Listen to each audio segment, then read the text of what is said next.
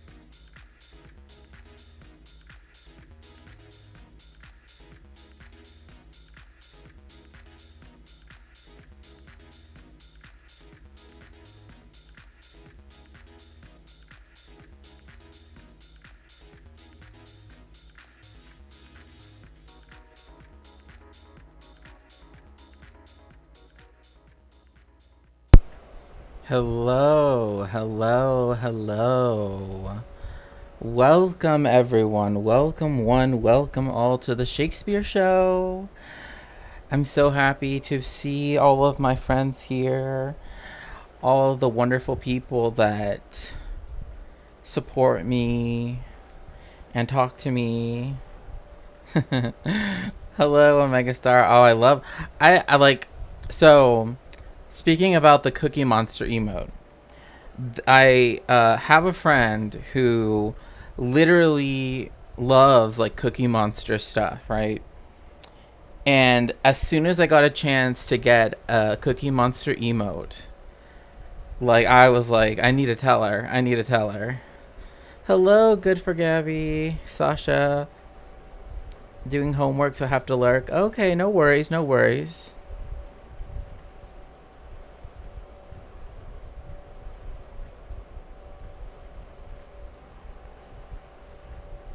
Okay, so for today, besides having my little Mew, right?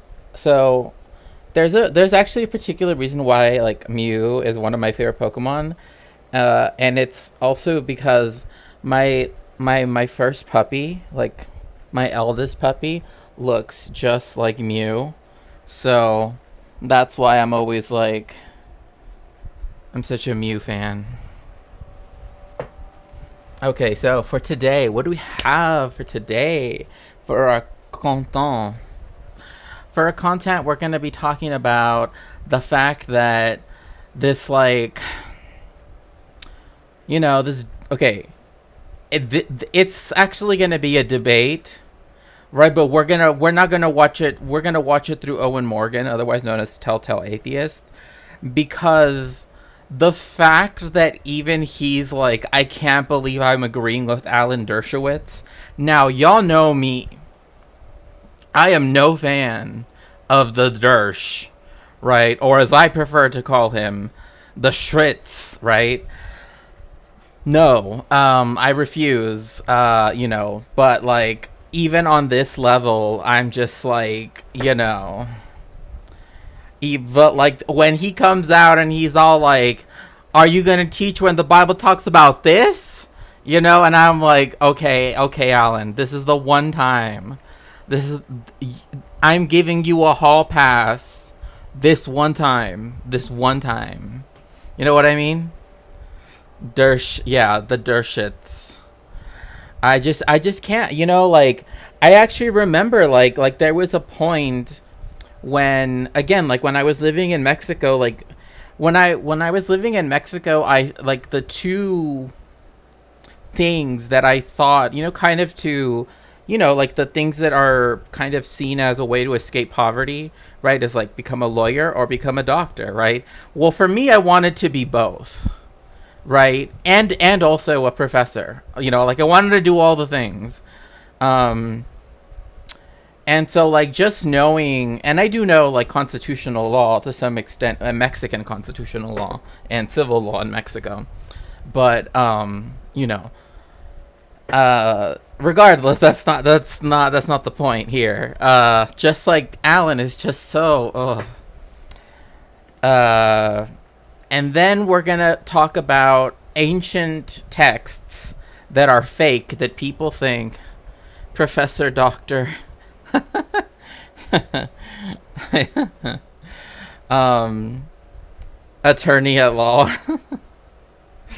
Oh my gosh, I couldn't imagine. Well, see, like the thing is that like I didn't even want to be like a trial lawyer. I wanted to do like civil law, right? Like I wanted to be, so essentially I wanted to, like to me, like the idea of being, but anyway, so for today, what do we have for today? Like I said, we are going to talk about the worst superintendent ever, who is, of course, from Oklahoma, which ranks 49th out of... So he's the superintendent of education, right? Oklahoma ranks 49th in education in the whole country, in the United States, which isn't exactly a beacon of light when it comes to education, like K through 12, right?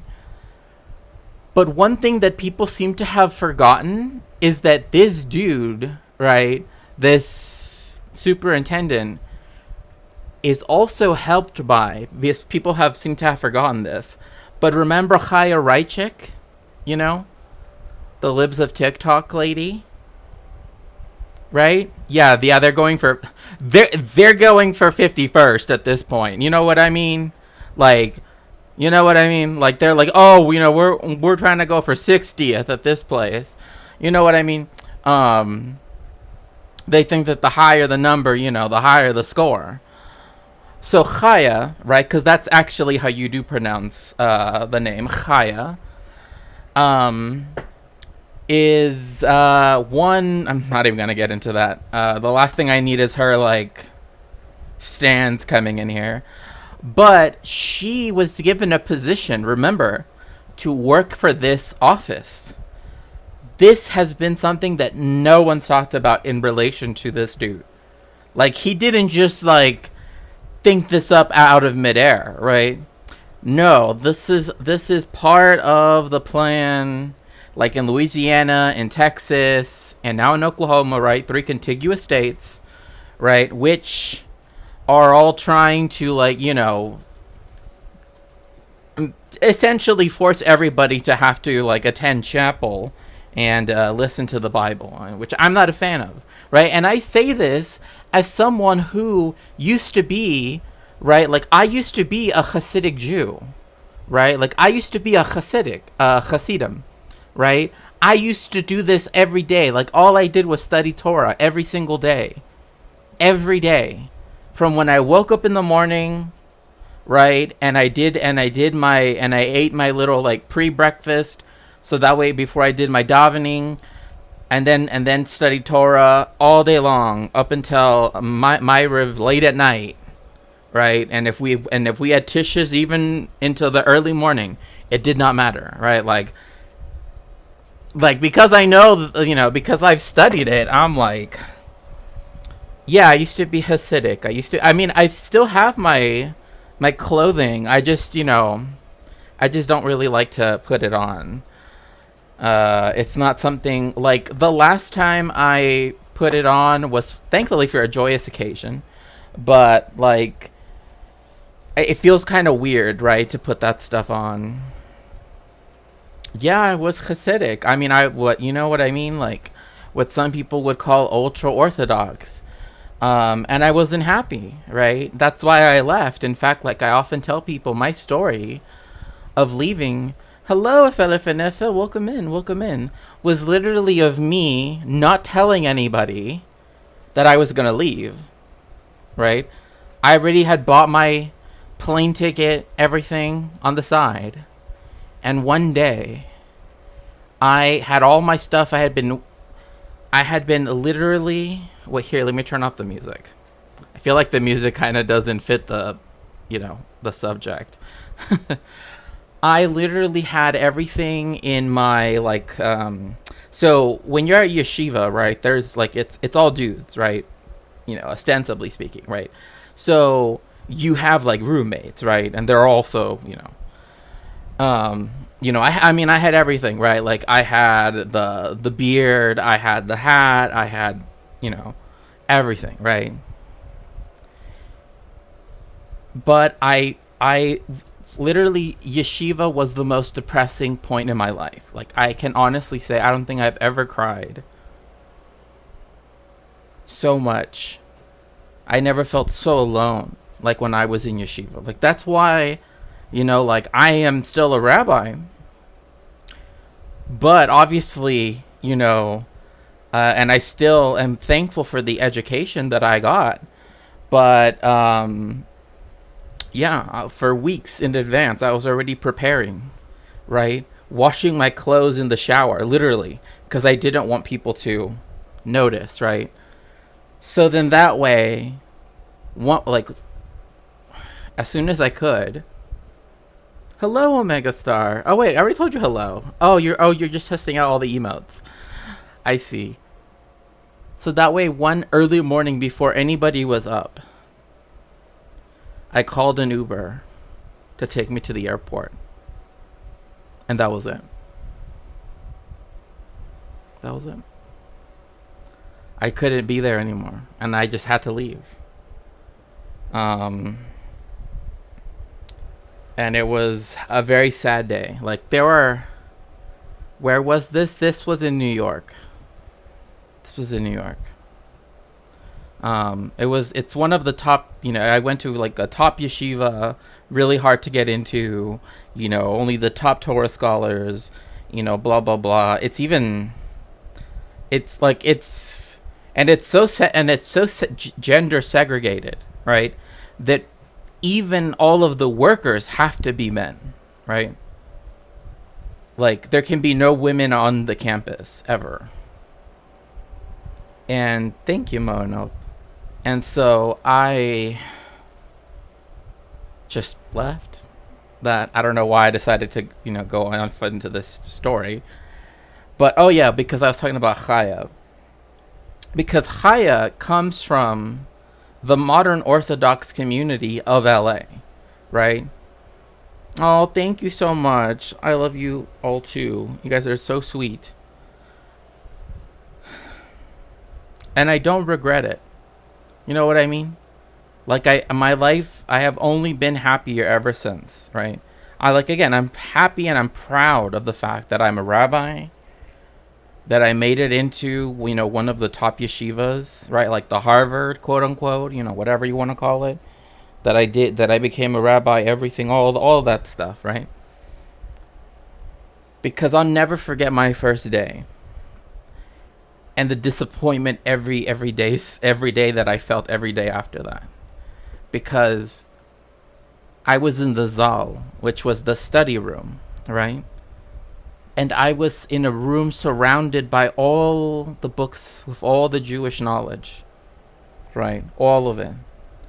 The Babylonian Talmud, the Yerushalmi Talmud, all the books on Jewish ethics, all of these different rabbis for spanning thousands of years. And I was so happy at that moment, and everything else. And like every day after that, it was just like, I don't know. It was very sad. Very sad. But anyway, as they say in Yiddish, dos is dos. So we're going to talk. So Chaya Reichik works with this dude. And nobody really brings it up, right? And again, Chaya grew up in the Orthodox community here in LA, which, we're not is not exactly known for particularly the modern Orthodox community. Like you've gotten, let's see, Ben Shapiro, Chaya Reichik. The like already, like it's just, it's like how people think of Canada, right? It's like, oh no, thank you so much, Good for Gabby. I appreciate that.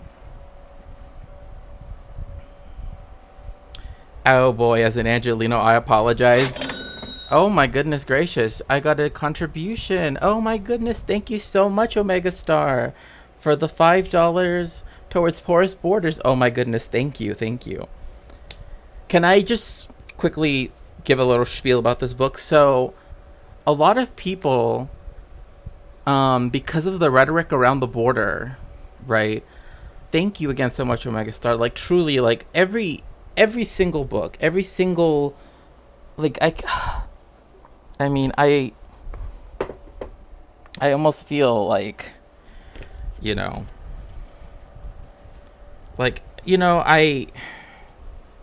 every book that I've ever received that's helped me with my research or anything, it's like, I fill them all up with all my notes and with all my little tags and everything, and it's just like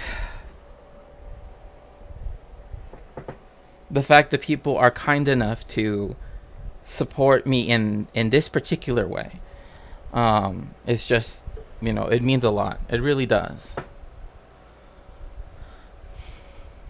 Oh, no worries, Mohanop. Wanted to say hi on Twitch. Well, thank you. Cha-ching, right? Let me see here. So, oh my gosh, what is shush pizza time? I mean, okay, I gotta say something now about pizza.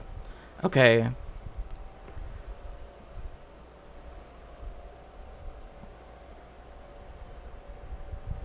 Italian pizza and American pizza are very different, No. I know.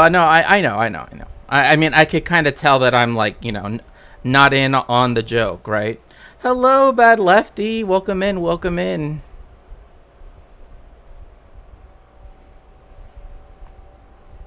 Okay. But I gotta say, Mexican pizza, like real, like made in like Mexico, you know what I'm talking about, is a whole different animal. That's all I'm gonna say. Like, the way my friend looked at me when they put ketchup, katsup, right, next to the pizza pie, you know what I'm talking about? They were like, what? Y'all put ketchup on this? And I was like, yes, you can ask for a sauce, and it's the catsup isn't like ketchup. It's not sweet like that, like in the United States. But yes, they cook it without the sauce and then they put it on top, and stuff like that. Yes, I made you blue indeed. Yeah, it's like they cook it without the sauce. Ah, okay, no worries, no worries. Okay, so catsup. Well, I mean, in Spanish it's catsup, right? It's not ketchup, right? It's catsup. So, like, I mean, it's the same thing too. Where like, if you go to the interior of Mexico, right, which has like their conceptualization of pizza is different, right? Same thing if you go to Argentina, like they make pizza with corn flour, not with wheat. So it's a very different experience, right? So, but whatever. Anyway, enough about pizza. No. Okay, this is what I'm gonna say about like when I lived in the Philippines and I went to this like to this part of Manila, Metro Manila, that has a lot of Japanese, like real Japanese restaurants, right? Like from Japanese, like from the Japanese community that lives there, right? Corn on pizza, I don't know. Like that to me was like, look, I'm Mexican, okay? Corn is our thing, okay? We have like a whole, we have a whole pantheon, right? With like the god of corn. You know what I mean? Like, trust me, like I've probably seen more corn, like different varieties of corn, than like people have like seen like colors of nail polish. Okay, that's all I'm saying. Okay. Pizza in Japan, yeah. Oh, and yeah, I think it varies. We say ketchup as we read it in Spanish. Right, right. It depends. Like, yes, so much corn. Like, I am not even joking. Like, the largest market in the Americas is in Guadalajara, and I went there. And like, when you go to the grocery section, which is literally like, it's like Costco on steroids, except it's outdoors somehow. I don't know how to describe it, but it's like, imagine a Costco just for different varieties of corn, and that's what I'm talking about. Like that's literally what I'm getting at, right? Okay, so have your say with Chris. Okay, okay, I also gotta say another thing, Alan. I don't know what's going on, but you gotta moisturize, honey. Like, I don't know what this is, but you gotta do something. Like, I don't know. Corn costs. Corn Costco sounds pretty. Well, I mean, again, like, people forget that, like, every day, right? People get up in the morning, right? Like, this is a very common thing. And they go buy a kilo de tortillas, right? Like that's like, because every meal has to have tortilla. It's not a meal without tortillas, right? We might not eat meat with every meal, right? Because if people are impoverished, obviously they're not going to spend it on meat, which meat in Mexico is even sliced very thin because, again, it's very expensive. Like in Mexico, we don't do the whole steaks things. Like, you can go to places that do steaks, but like, typically speaking, even in the US, right, like, you can see that the meat is very thin, right? And that's to, one, make it faster to cook, right? But two, also because, like, meat's expensive, right? Cost corn? Do they have corn sweats in Mexico? I mean, they have corn bikinis. I don't know. Like, they have everything.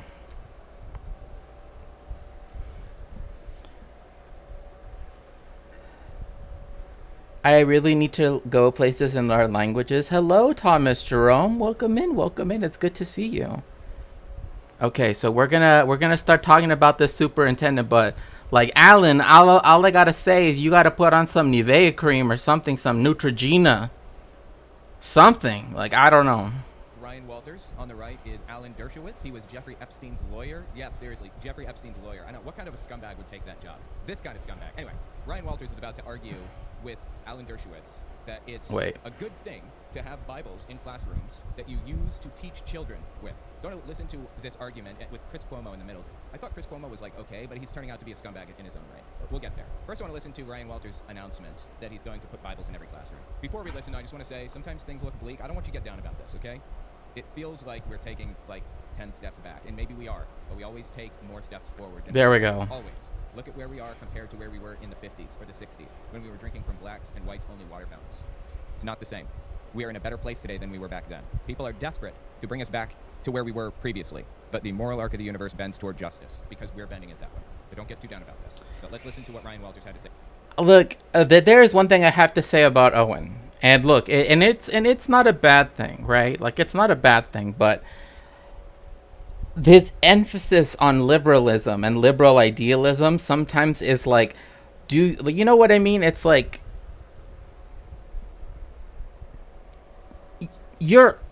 it gets to the point where it's like, don't you see that at some point, right, like liberalism enables this stuff? You know what I mean?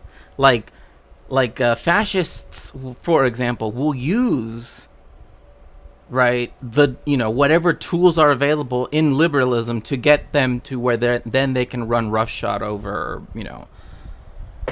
the masses, right, the people. But, like, you know what I mean? It's like, why is it that they're always like, oh, but I will defend your right to blah, blah, blah. It's like, yes, fine. In principle, I see your point. But it's like, they are never going to, see you as their equal, right? Like your charity, your idealism, right? Liberal idealism, they don't care about that, right? Like, and they also don't care about being hypocrites, right? Like, that's the thing about like fascists and, right-wingers, reactionaries. They don't care about being hypocrites, right? Because they think that they're right. You know what I mean? So, yeah, no, he has come a long way, and I'm not, but that's like the only thing that, that's like, because I used to be like in his chat, and I used to know people more in his like circle. At one point I wasn't even gonna meet him, but I was kind of already like not really into, because anyway, I'm not gonna get into that. But anyway, let's keep watching. He's the superintendent of Oklahoma schools, over all Oklahoma schools. Check this announcement out. This, by the way, was released. Let me see here. Let me see. Truly the kingdom is of the blind and the deaf. Oh, propriety, private propriety, respectability as our comrades. So yeah, like, it's very much like like, you can do whatever you want, like, you can be a, fascist at home. Just don't be one, like, in this public space, right? Like, you know what I mean? Like, it's this really weird thing where it's like, you can privately be this, right? You can, you can be authoritarian in your own home, but I don't know, Yeah, also laic education. Yeah. Laïcité education seems like a talk we should have ended 2 centuries ago. No, I agree. I mean, like, Mexico had in like a mini civil war, right, with the like religious reactionaries called the Cristero War, and there are people to this day that think that the Cristeros were like good innocent people, and it's like, no. You know what I mean? It's like, they are not these like innocent, very, it was horrific, right? But it was because, like, when the state finally expropriated all of the vast land holdings that were owned by the church, right, directly or indirectly, then the church reacted and, right, used reactionary rhetoric to cause people to rise up in that way. Well, they were good to each other, true. That's true. I mean, they were nice to the priests, but it's out of that reactionary movement that you get the Partido Acción Nacional, which is the more right-wing party, like more right-wing than the dictatorship party in Mexico, that like was standing Mussolini, and Franco and Salazar. You know what I mean?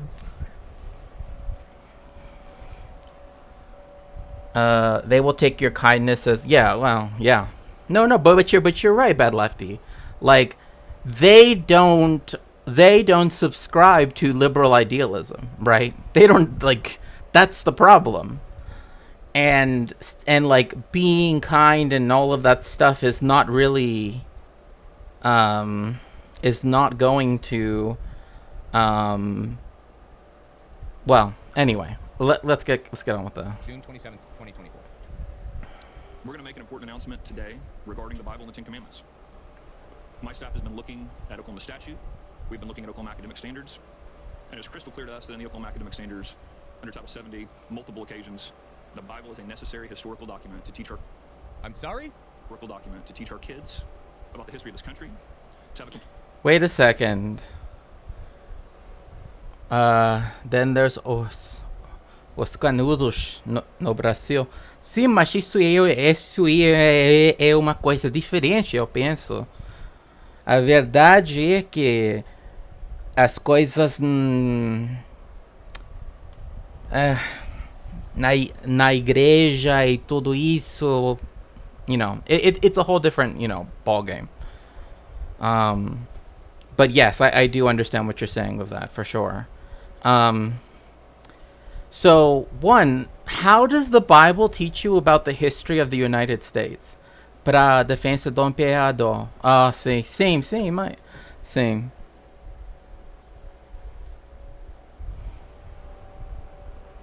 Yes, and hola, Comrade Renee, Bad Lefty says.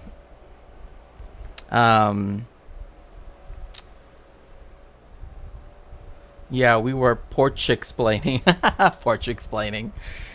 Yeah, well, we, like for me, when I was very young, I don't know what it was, but something in my mind told me I want to learn all of the languages of the colonizers of the Americas.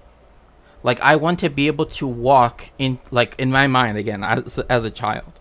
I thought, I want to be able to go everywhere in the Americas and be able to speak to, right? And when I say of the colonizers, I know that's technically like a weird way of putting it, but in the sense that I wanted to speak all of the languages, right, of the people we were colonized by, right? So that then, right, all of the languages I would learn after the fact, that would be like indigenous languages, for example, would be so that we could reclaim something back from that colonization, right? So, like, that was kind of how I, back then, and I was a child, like, this is like 10 years old,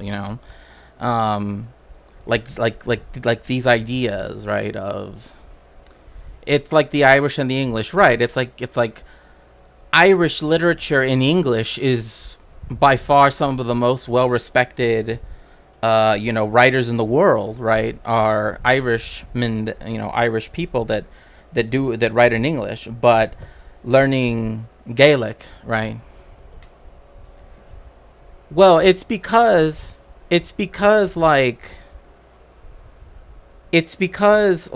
I lived in Mexico, right? And when I would cross over to the United States, I could feel this difference, right? That people held against me because, like, I spoke Spanish, right?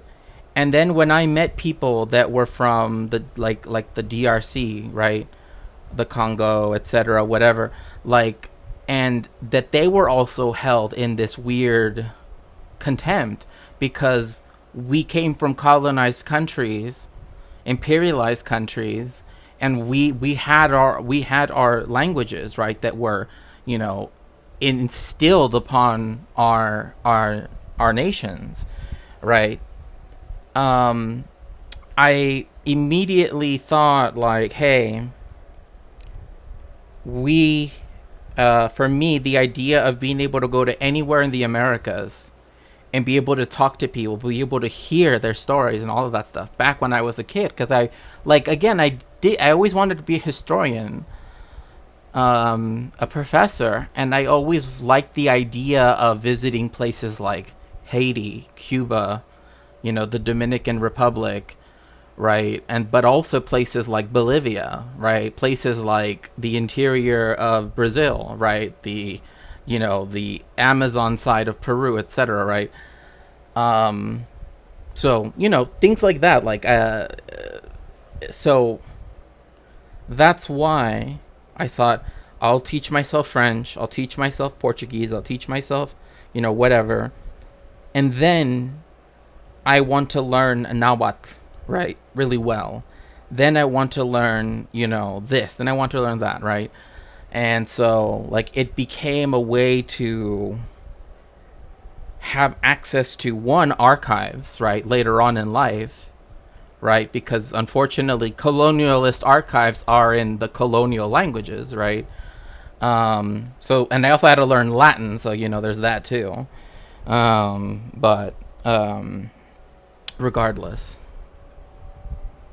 Hello, or did he? Hello, the anti-corporatist. Welcome in, welcome in.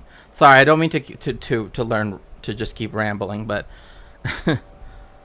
such an ambitious kid. I just wanted to be a footballer. No, why not? Like, I always felt like growing up that I was like, I'll be honest, like I was like,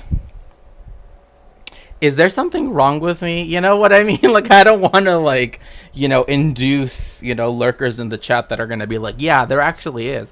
But, you know what I mean? Like, I was kind of like, here I am, like 9 years old, right? Literally looking at like this book that's talking about like world history.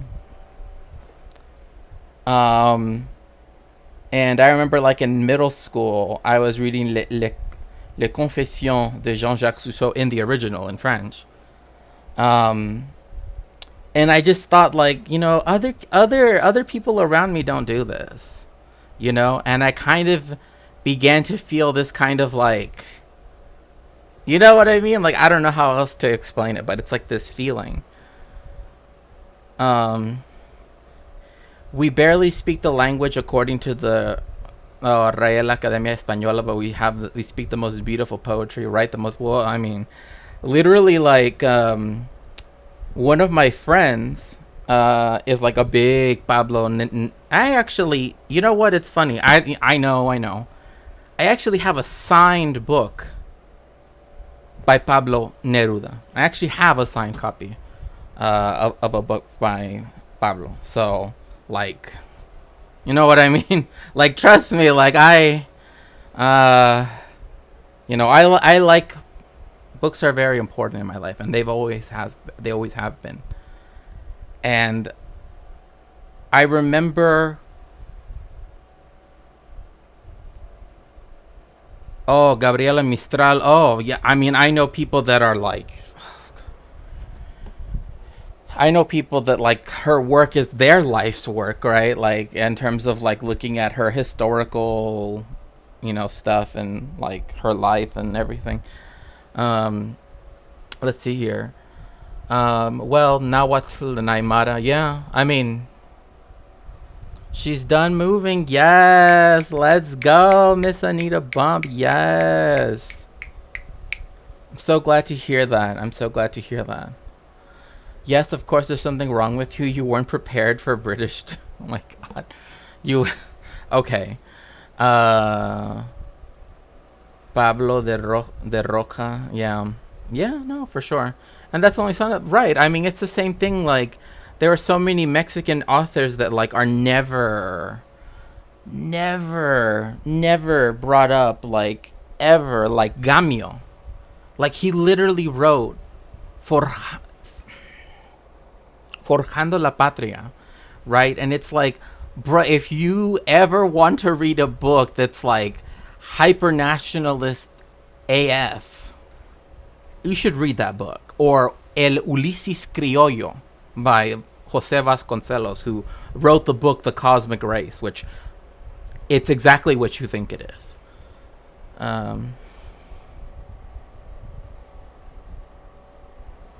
I think most of us felt like that as nerdy kids. Yeah, for sure.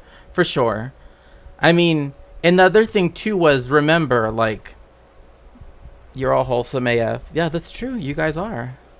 Like, another thing too, remember, is that being Hasidic, meant that I really couldn't read secular literature, right? Like, so that was another thing too, right? Like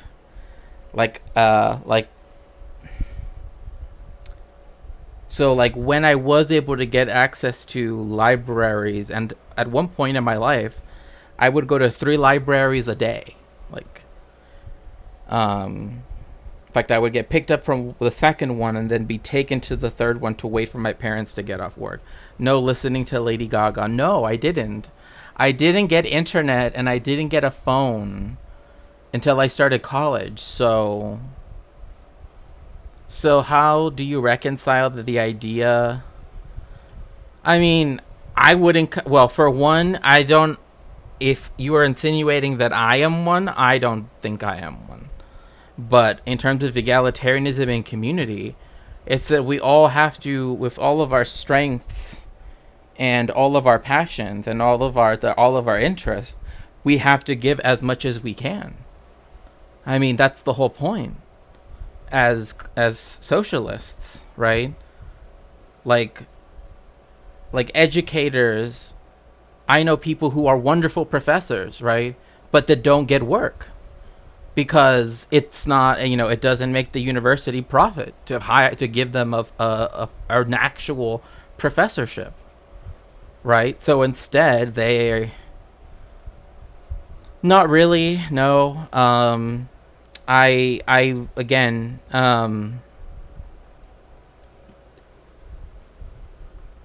to truly understand, as Mao writes in the Little Red Book, right? Like in one of his speeches, I believe it's in Moscow, he says, like the greatest wealth of knowledge is not found within any individual, but with the masses. And for some reason, that's always stuck with me, right? Like, that's why mutual aid and other things like that have always introduced me to people who are, beyond, that have so much knowledge that I could never. The wisdom of crowds. Well. Anyway. Complete understanding of Western civilization. He must know where Oklahoma. Wait, since when? But I thought Jewish people weren't. Wait, so, okay. Are Jews considered Western civilization now? Or is that, like, only the Christian Bible? Right? So, for context, Jewish Bible means the Tanakh, right? Which I have, my copy right there, right? In the order that Jewish people put it in, right? Torah, Nevim, Chetuvim, right? Which is the Torah, the prophets, and the writings, right? But it doesn't talk about Western civilization. It talks about, like, parts of the world that are considered very not Western. I don't know. The wisdom of crowds. Well, I mean, again, I think Mao is right? That it's like when we all come together, right? In like, for example, I'm going to do another stream where I'm going to talk about the people's communes again, right? And it's like the fact that when they were in existence was a bad idea. Jewish should have charged IP intellectual. I mean, the funny thing is that, like, people who are, like, the people that say that they can, like, call people good Jewish people and bad Jewish people, quote unquote, right? Like Yishai Fleischer, who's also a rabbi, right? But mainly works as a, settler colonist and, genocide apologist.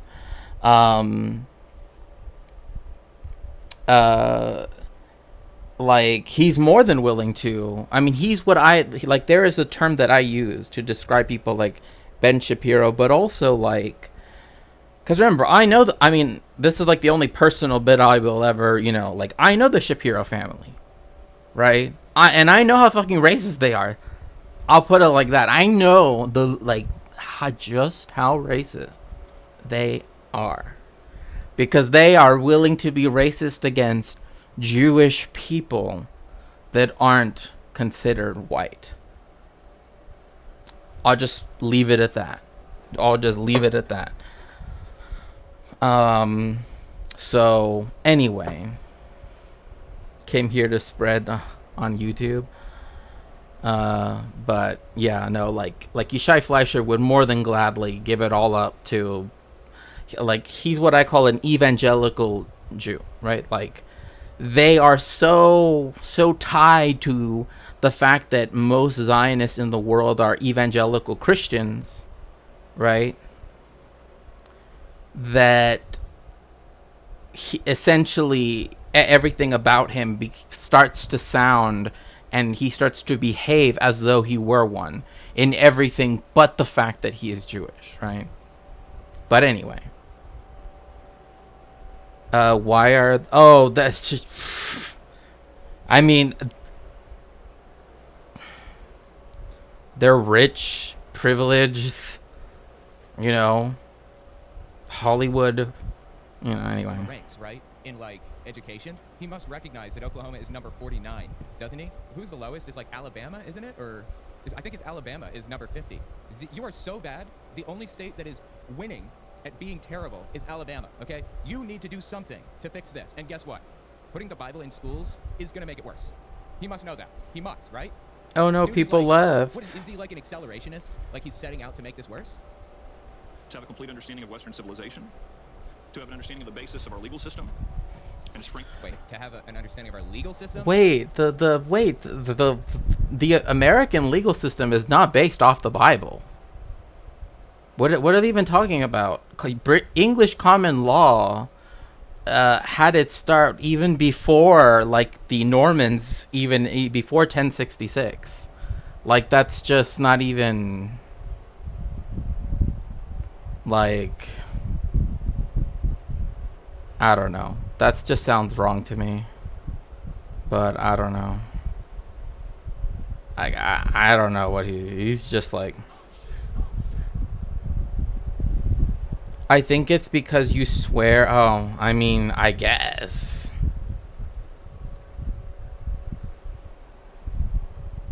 He's going to read the Bible for that? And it's frankly, we're talking about the Bible, one of the most foundational documents used for the Constitution and the birth of our country. No, that's incorrect. It's a flat-out falsehood. It's a lie that was fabricated by... His name is... What's his name? Ryan Walters. David Barker. Again, the part that people have been leaving out is that this is the office that hired Chaya Raichik. Like, remember that, like, people, like, a few months ago were like, oh, Chaya got a job in, like, Oklahoma. This is where her job is. With this dude. We're going to get there in a second. Just listen to the rest of his ridiculous... Magna Carta originalist, right? Who is this guy? Would have wanted to... video here. We also find major points in history that refer to the Bible, that reference the Bible. We see multiple figures, whether we're talking about the Federalist Papers, constitutional conventional arguments, and Martin Luther King Jr., who use it as a tremendous impetus for the civil rights movement, and tie many of those arguments back to the Bible. No, that's just like a flat-out lie, okay? Thomas Paine and Thomas Jefferson and, Benjamin Franklin and a whole bunch of other founding fathers were deists at best and atheists in some cases. The only Christian founding father that you can really name that, like, influential to any degree was John Adams. And that dude was absolutely terrible. Holy Christ on a cracker, bro. That guy was bad. And he sent some real weird, like, letters to his wife, Abigail. Oh my God, dude. I mean, the point is that this is a fictitious history that never happened. The Bible was not the basis for our laws or our Constitution or anything. And you know, one simple way you can deduce that, just without knowing any history at all, look at the Constitution itself. The First Amendment contradicts the First Commandment. He didn't even think about that, I guess, did he? You shall have no other gods before me, versus you can worship any way you want, you can worship any god that you want, freedom of religion. That's not what the First Commandment had to say at all. But I guess, like, none of that matters.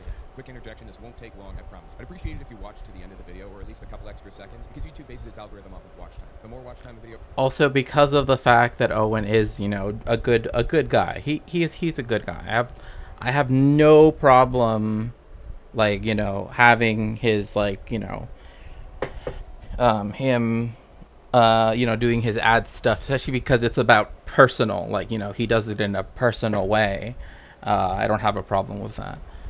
Let's see here. Nutter who were booted out of Ulster. Oh, yeah. I don't know why. Like, and again, this is something that has been spoken about by critical race theorists, right? Like actual critical race theorists. That, like, the adoption of a whitewashed Martin Luther King, you know, Dr. Martin Luther King Jr., right? Dr. Reverend Martin Luther King Jr. Is just, like, to me, is, I don't know, like, it's just so weird. Same thing with Booker T. Washington. Like, in fact, I think that he's about to bring up Booker T. Washington, right? But why, right? Like, I don't know if people know who Booker T. Washington was, but Booker T. Washington was the person who was part of essentially of an important debate, right? When it came to the rights of Black Americans, right? His opponent in this was W.E.B. Du Bois, right? Who wrote, you know, the Soul of Black Folk, etc., right? Which is a must read. Like, literally, if you have not read it, like, find the PDF, read it. It's such a good, like the things he talks about, like double consciousness, the veil, you know, and yeah, you know, like, he does, you know, W.B. Du Bois does have some ideas that unfortunately, you know, are still in the sort of zeitgeist because of, you know, racialist reasons, right? But at the time, right, weren't seen in the same way, right? Particularly when he talks about the talented 10th, right? Which I'm not going to go into, but essentially, like, what the talented 10th was is that he believed, or rather he theorized, that the top 10th percentile, right, of a population like African Americans, right, could lift up the rest, right? And we can see now that isn't how that works, right? But again, this is like a person that lived in the 19th and early 20th century, so, like, you know, like, I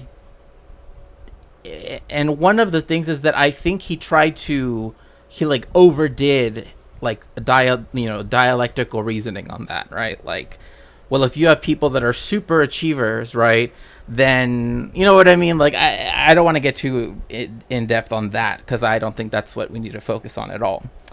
Let's focus on the positives, right?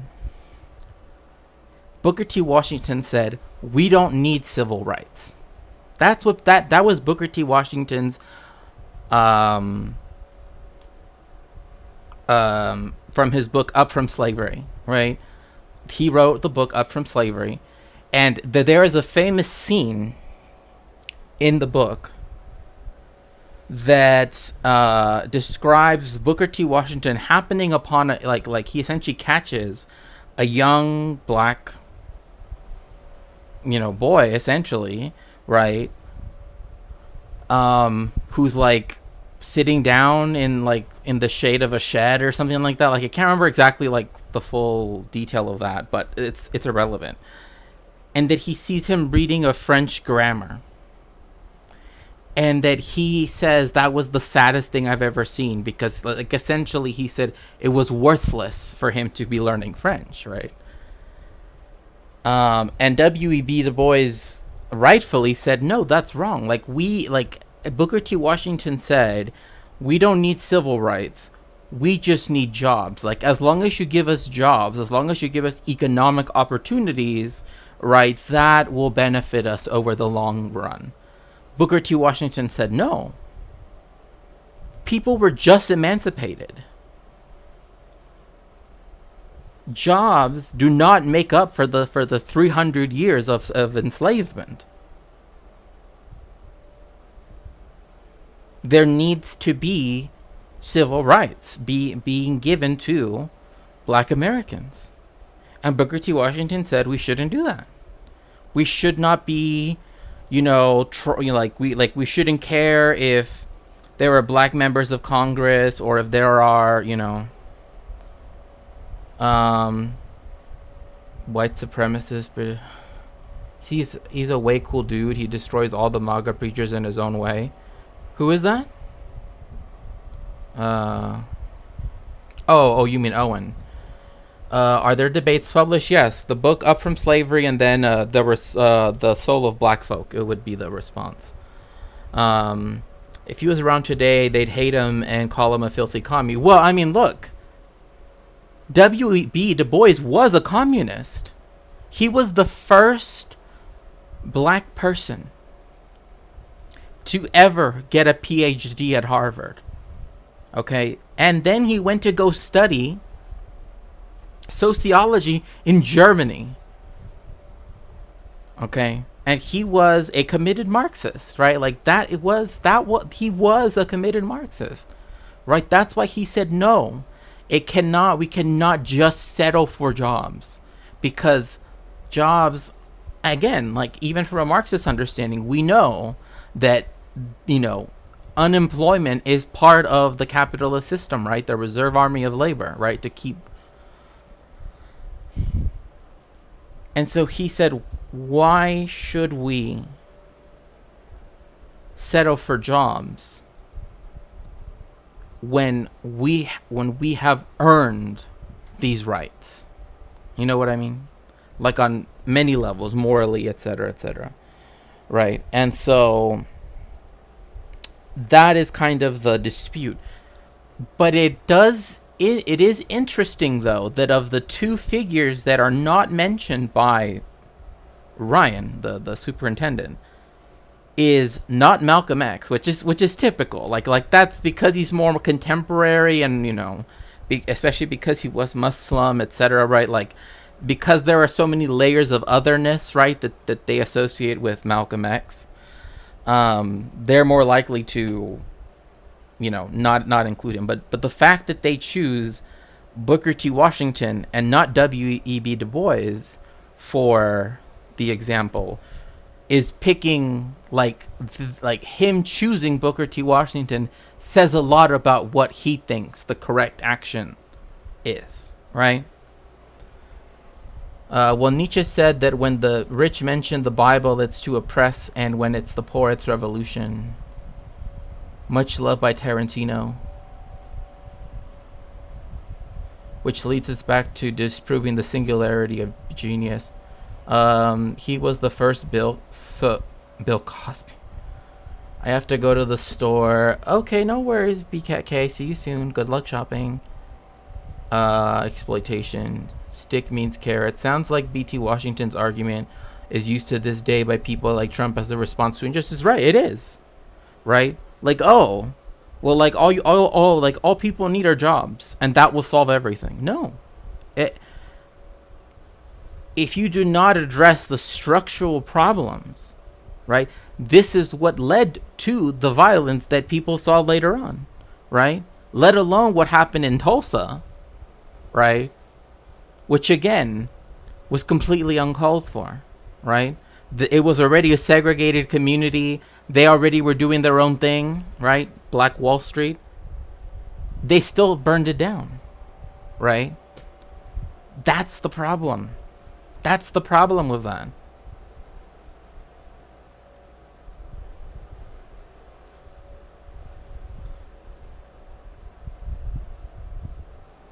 Has to further the video with that. Also, take a look at my website, owenmorgan.com. I'm selling my book, Understanding Jehovah's Witnesses, 400 pages, and my second book, 100 Questions for Jehovah's Witnesses, which is about 80 pages. And you can find them both there on the website. Audio form, ebook form, whatever. It's about my experiences within the religion and the history of the religion generally. Wealth in the midst of the Depression upended their racism. I mean, look. When people bring up Herbert Hoover, right, and they bring up Hoover bills and all that stuff, they also forget what else Herbert Hoover did, right? Again, something that for all I know, I'm literally one of the few people that's even ever brought it up. Like, I've literally tried to find stuff about it. I found one time that Democracy Now! Interviewed, I believe, the author of the book. But, like, there's very little stuff on this. But it's called The Decade of Betrayal, and that's where up to 2 million Mexicans, right, were forcefully expelled from the United States, whether or not they were citizens. So, like, this whole thing, oh, well, if you come legally, it didn't matter whether people came legally or not. They still forcefully expelled you. They did an ethnic cleansing in the American Southwest against Mexicans because they kept blaming them for the Great Depression, right? They scapegoated them in particular, right? And that legacy lives with not just us, those of us who are Mexican and live in the United States, but it also is this thing which haunts, historians that deal with this history, because it's completely erased. Like, nobody ever gets taught the fact that, oh yeah, Zyklon B, the United States used it first against Mexicans. Right? It didn't result in the same ends, right? But it was still a means to do something horrific. And let alone the expulsion, for which there have been lawsuits, right, in the past, but so many of them were far too late. Like the United States was far more willing to just throw money at someone than to actually address the history of what this country has done, right? Chinese too, hence right, that's the Chinese Exclusion Act of 1924 is literally the first real immigration policy ever. Like that's the first time we can say America had an immigration policy, right? Everything before that, there was nothing. Like, there was no, oh, they came legally or illegally. There was none of that.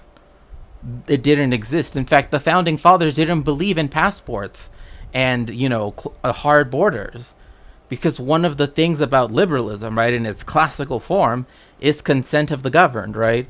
Which means that you as a person have the right to move, right, to wherever you consent to be governed, right? If you don't consent to live under the autocracy of the Russian Tsar, you have, in the liberal view, right, you should be able to move to the United States, so that way you consent, right? Because it's about, your consent to be governed, right?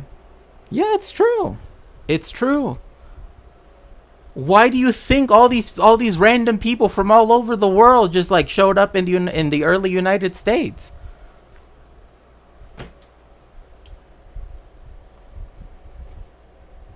Because again, they didn't have anything like that. That is a principle of liberalism. But liberals today don't want it, right? They've adopted this is why I've said liberalism now is right wing, right? In 1789, it was revolutionary. It was left wing. But once all of that was done, right, it's become right wing. And it's adopted more and more reactionary things as time goes on. So we see.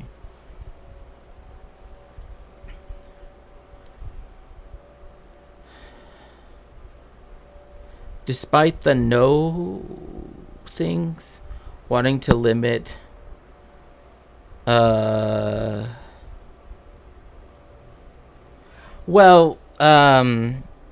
with Irish immigration, you're talking about later in the 19th century, though.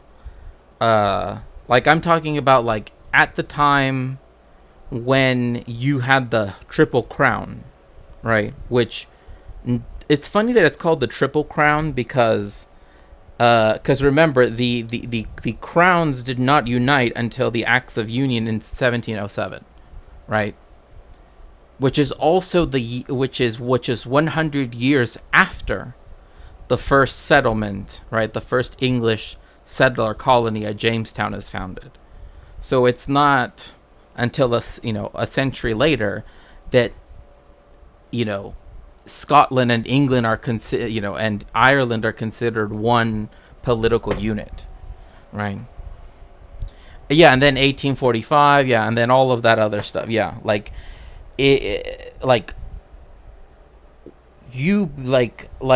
for example, if you came over on a ship, which is how people did back then, right? If you came in third class, which was the, I mean, if you've ever watched the movie Titanic, you know what I mean? Like the people that are like sort of down in the, not the people that are, eating the salads and the, all the wonderful food. The people that are kind of like, they are almost like suffocating in the brig, it almost seems. They if you came in third class, you were considered an immigrant. That was it. Like if you were poor, essentially, you were presumed to be an immigrant, and you usually were, but that was the rule, right? Like the first class people, right, they get off and they're vacationing and whatever.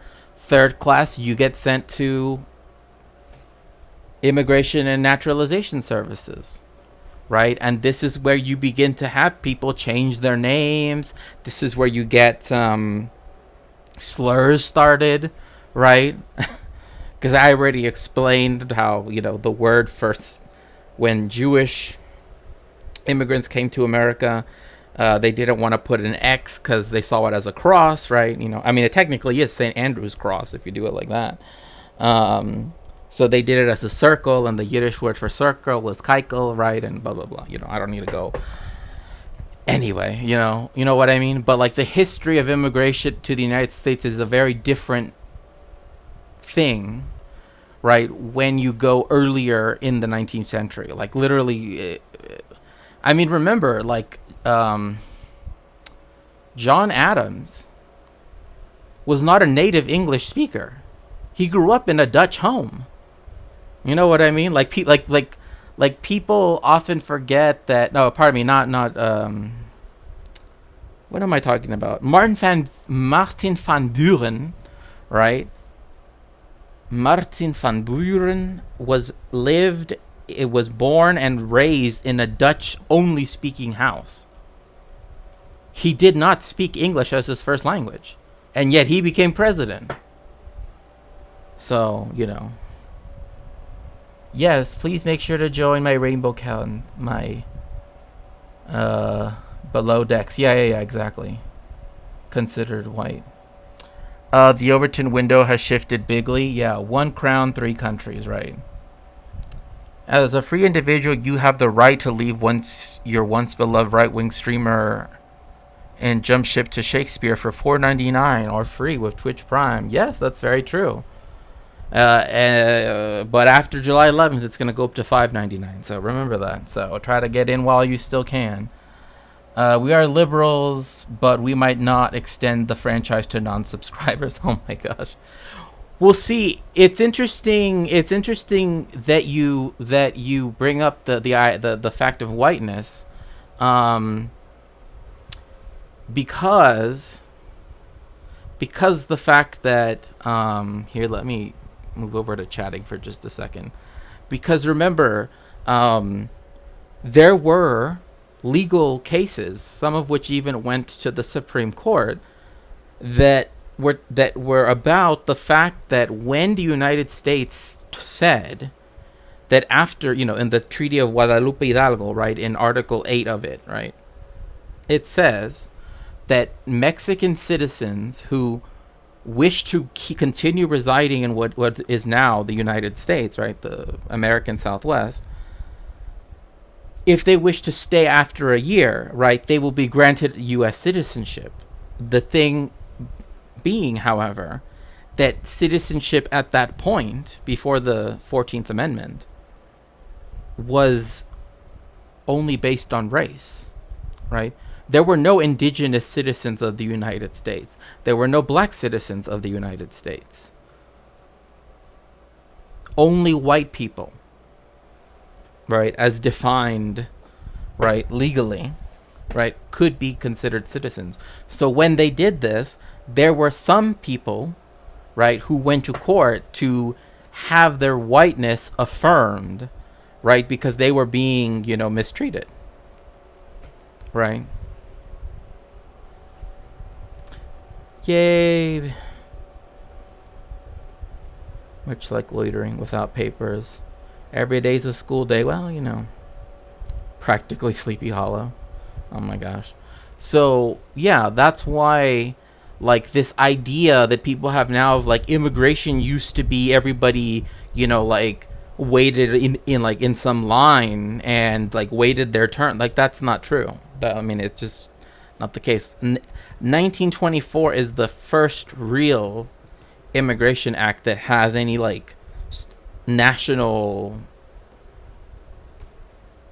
thing. And then all of the quota systems that come after that are literally to not have people from Eastern Europe move to the United States, right? That's why the United States didn't take in any Jewish refugees, when they could have been saved prior to World War II and all that. 100 questions are intended to challenge a religious leader, so I'd appreciate it if you give it a read. Okay, back to the video. It is essential that our kids have an understanding of the Bible and its historical context. Well, they can get that at church, not at school. Exactly. So we will be issuing a memo today that every school district will adhere to, which is that every teacher, every classroom in the state will have a Bible in the classroom, and will be teaching from the Bible in the classroom. Okay, so this is another part that I don't get. Okay, if every classroom, like, what are you going to learn, like, biblical mathematics? Like, how, how do you even, or in science or social stuff, like, how are you going to teach it? Like, okay, you have a Bible. First, one big question. Which version of the Bible? Like, are we going to do, like, the King James version? Because, that cuts out a whole bunch of books because it's a Protestant Bible. It's translated a very specific way, right? Because, again, every Bible in existence that is not in the original, right? For the Jewish Bible, Hebrew. For the Christian Bible, Greek, is a translation, which means that it has, and it's usually done by committee. Fascism is when no logic. No more communism or anarchist. What? Is that what Oklahoma's trying to do? Get rid of communists and anarchists? Sure that this historical understanding is there for every student in the state of Oklahoma. Look, if he wants to... And also another thing too is, like, every student in Oklahoma, like, okay, when I did go, like, to a secular school, right, for example, why would I have to learn Christianity?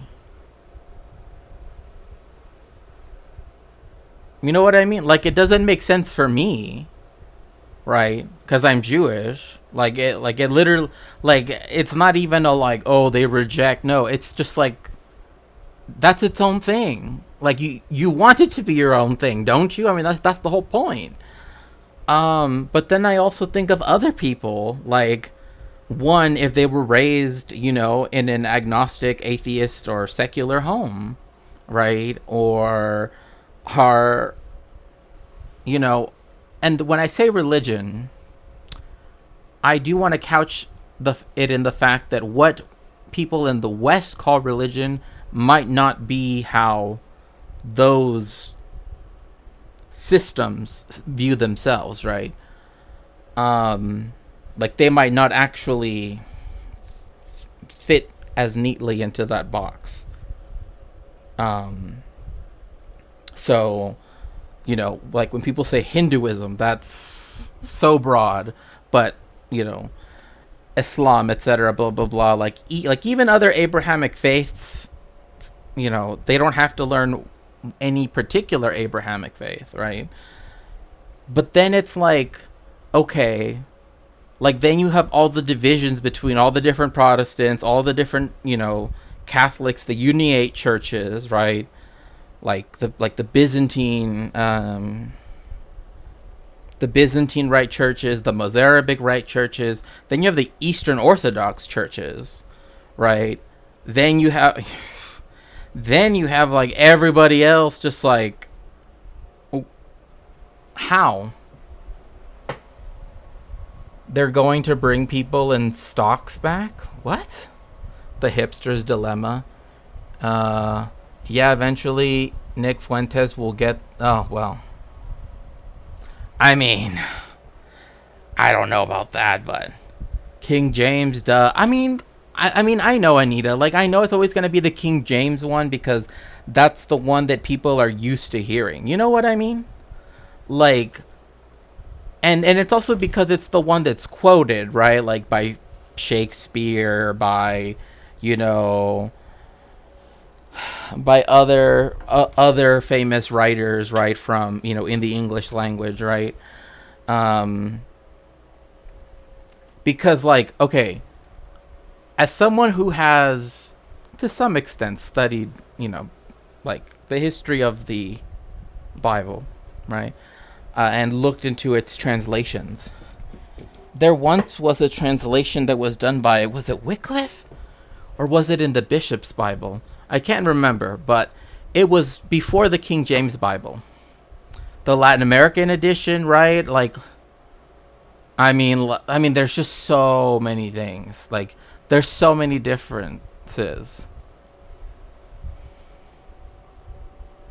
They only call born-again Christians. Everyone else are Satanists. Forbid mentioning Virgin Mary. I mean,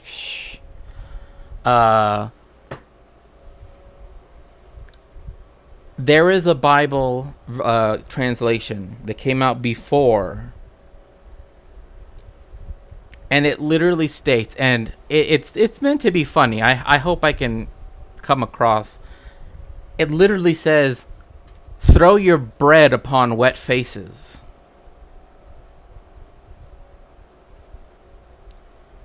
And you would think, like, what are you talking about? You're gonna throw like that GIF of that person. I think it's like some random girl, and it has like a whole bunch of hot dogs hitting her face, right? That's like, I think that, right, with her being very like moist, I suppose, like, like sweaty or something, or freshly out of the beach or something, and then like hamburger buns being thrown at her, right? And I'm just like, that's what that translation of the Bible says. It says, "Throw your bread at wet faces." But that's not how the King James Bible translates it, right?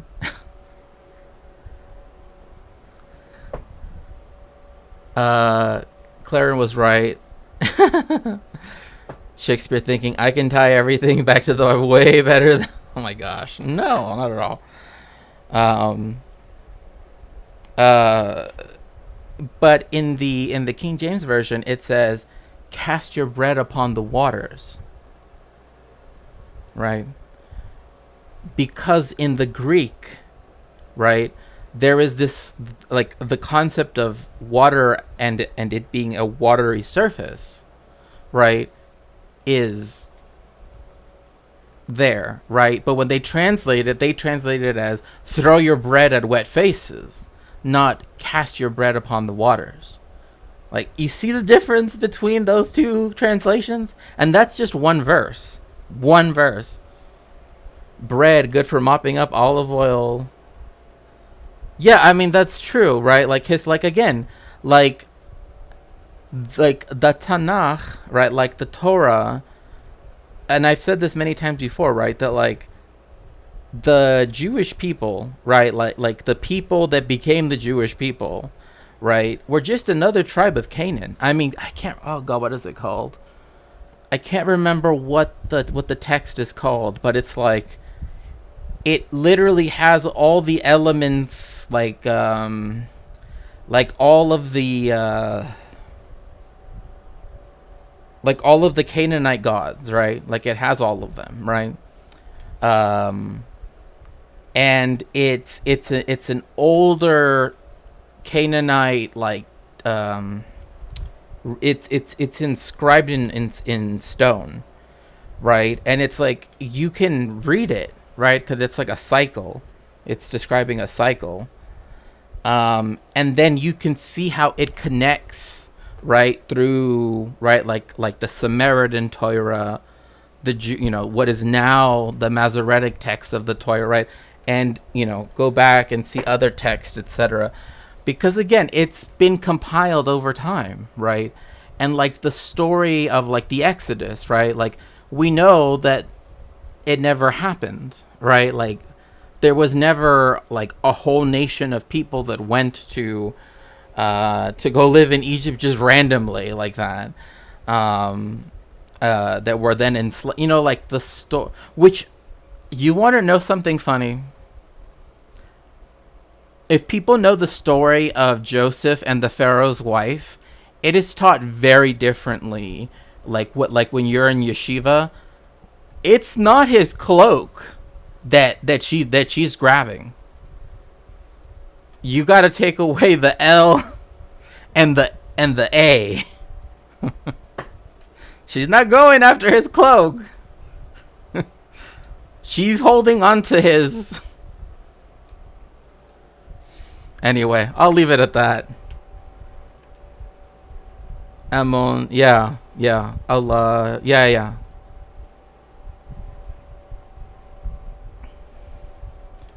Isn't it related to his hat, to his, helmet?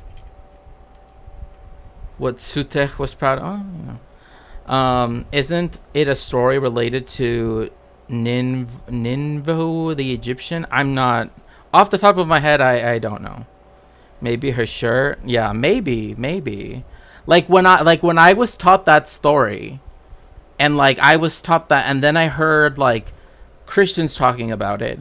I'm like, what do you mean, like his jacket or like whatever? Like I forget how I first heard it, because they said it in a very modern way, right? That like, oh, she grabbed his jacket or something, and I'm like, is that like, that's not what it says.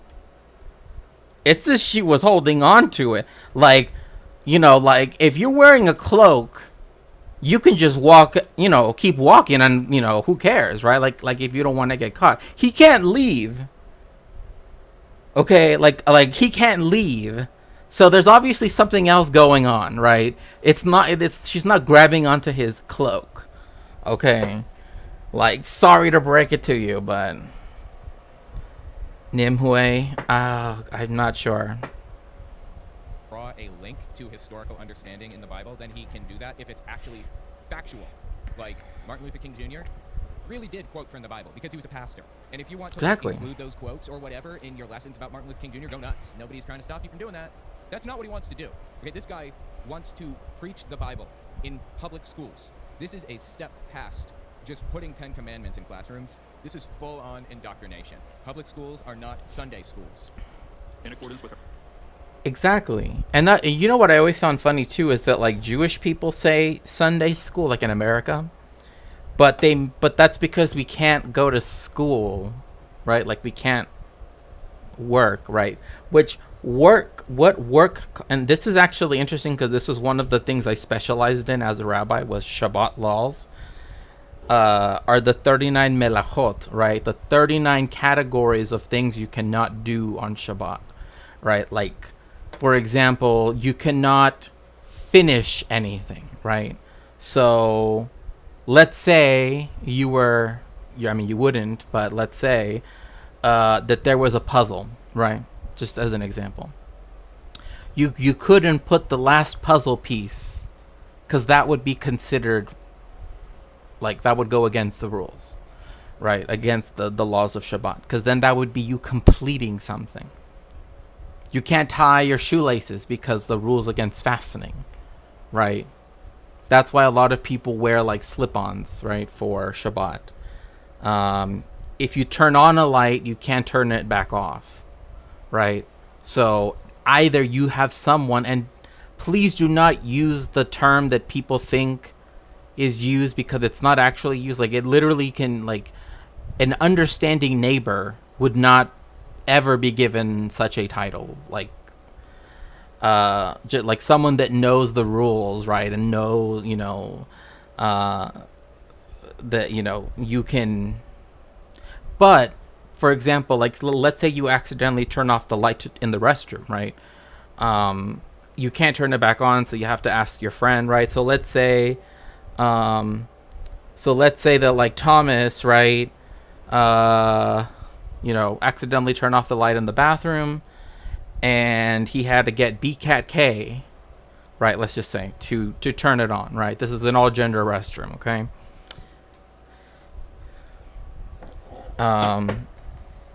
At Shakespeare's University and Castle, no, at Shakespeare's Rainbow Castle, all-gender restrooms.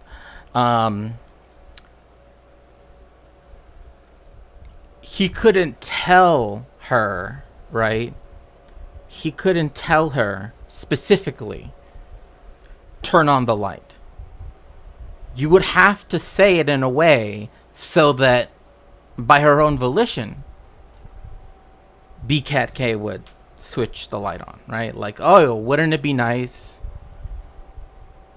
if the light were on in this restroom, so that way, you know, people could use it? And then BCAT K would be like, yeah, here, I'll turn it on. Done. And I know some people like to, but it's, again, it's because of the 613 commandments, the 39 categories of what is considered work. This is why, like, for example, my grandfather, back in the day, he used to, before twilight, right? So night, like, how do I put this? Day and night, or days are measured differently in Judaism, right? Like, this is why holidays start the night before, like in using the secular calendar, right? Is because once the day ends, right, now it's a new day, right? Like, does that make sense? Like, once the sun is gone, the day is gone, right? So once you see 3 stars in the sky, then it's officially like Shabbat, right? Let's say. So 18 minutes before the sun officially sets, you're supposed to light Shabbat candles. That way you don't, you know, accidentally light them during, you know. And 18 is significant because the number 18, using Hebrew letters, right, which is often called gematria, is the word chai, which means life, right? So anyway, I don't want to get too in depth about all of this, but like, once, like, my grandfather would drive to the shul, right, to the synagogue, and park there before, right, sundown, right, and get ready, right? He had all of his stuff ready, right? Because he would, like, leave his tefillin there, leave his talit gadol, everything, right? And it was gender separated, you know. So, like, I would always sit with him and my dad and everything, right? Back in the day, because they Orthodox Jews have something called a mechitza, which is literally just means like a division or a divider. And so anyway, that's not important right now. So then when we went to all of the services, right, morning, afternoon, night on Shabbat, by the time the night one was done, like the last one, it would not be Shabbat anymore, right? It would be the next day, Yom Rishon, Sunday. So then he could just drive home with all of the stuff, right? So anyway. Oh no, the lights are Fiat Lux, imagine. Our academic standards and state law. In accordance with our academic standards, he says. Well, I guess this is a good way to get you out of 49th, isn't it? And down to 50th, if that's even possible. Anyway, like I said, David Barton was kind of the source of a lot of this nonsensical garbage, is pseudo-historical BS. He claims to be a constitutional historian or something, this guy on screen here. He's not at all. Never was. He has a 4-year degree from some Christian college, I think. And by the way, Christian colleges they're terrible. Are they even accredited? Most aren't. But I think that there's one board that accredits all of the Christian schools and ITT Tech and a bunch of other for-profit colleges that are like rip-offs and scams. You know why they can't get accreditation anywhere else? Because they're terrible. That's why. Nobody else. No, you know why they actually can't get accredited? We literally have demons descending on us right now. That's why. We literally have demons descending on us right now. That's why. Trusts them to deliver a good education. And that's where he got his education. A 4-year degree from, where was it? Oral Roberts University. Yep, that's where he went. Oral Roberts University. It's basically like a seminary. And now he wanders around the country telling people about the Founding Fathers. And he's just like making things up. Anyway, listen to what he had to say here. This clip is from early May 2024. If you look at the annual report for the public schools of New Jersey in 1816, this is what they put out as the annual report. They're talking about the first and second grades. They call them the first and second classes. No, they don't actually. This thing that he's about to refer to is talking about first and second classes at a Sunday school. It says, all the scholars of the first and second classes commit to memory portions of the New Testament or Psalms, a lesson of the Catechism, several hymns, and the text of the preceding Sabbath. So every kid in first and second grade, remember, It's first and second classes, okay? They didn't call grades classes back then. He's just making up right now, right? memorize that. Now, by the way, what is the text of the preceding Sabbath? It's just simple. Whatever Pastor Mike talked about last week, you memorize all the verses he mentioned in the sermon. By the way, that's probably not a bad idea to do. Figure out whatever verses he mentioned in the sermon, and through the week, try to memorize every verse that he talked about. You want to do that for your church or whatever? Go nuts. I can't stop you, and I don't want to stop you. Go crazy. But this was not instituted. Oral in Roberts. has never been instituted in public schools, and he's just making this up. That's what public schools were doing in New Jersey in 1816. No, it isn't. And I have proof, believe it or not. This is a Right Wing Watch's article on this video. Yeah, David the- Barton's history simply cannot be trusted. This is from September 21st, 2022. Thanks to the quotations Barton cited, we were able to track down the document he used in making this claim. It was a report from the Board of Directors of the Free School Association of Elizabethtown, published in a periodical called the Christian Herald, and predictably, Barton was blatantly misrepresenting it. This is the actual original document.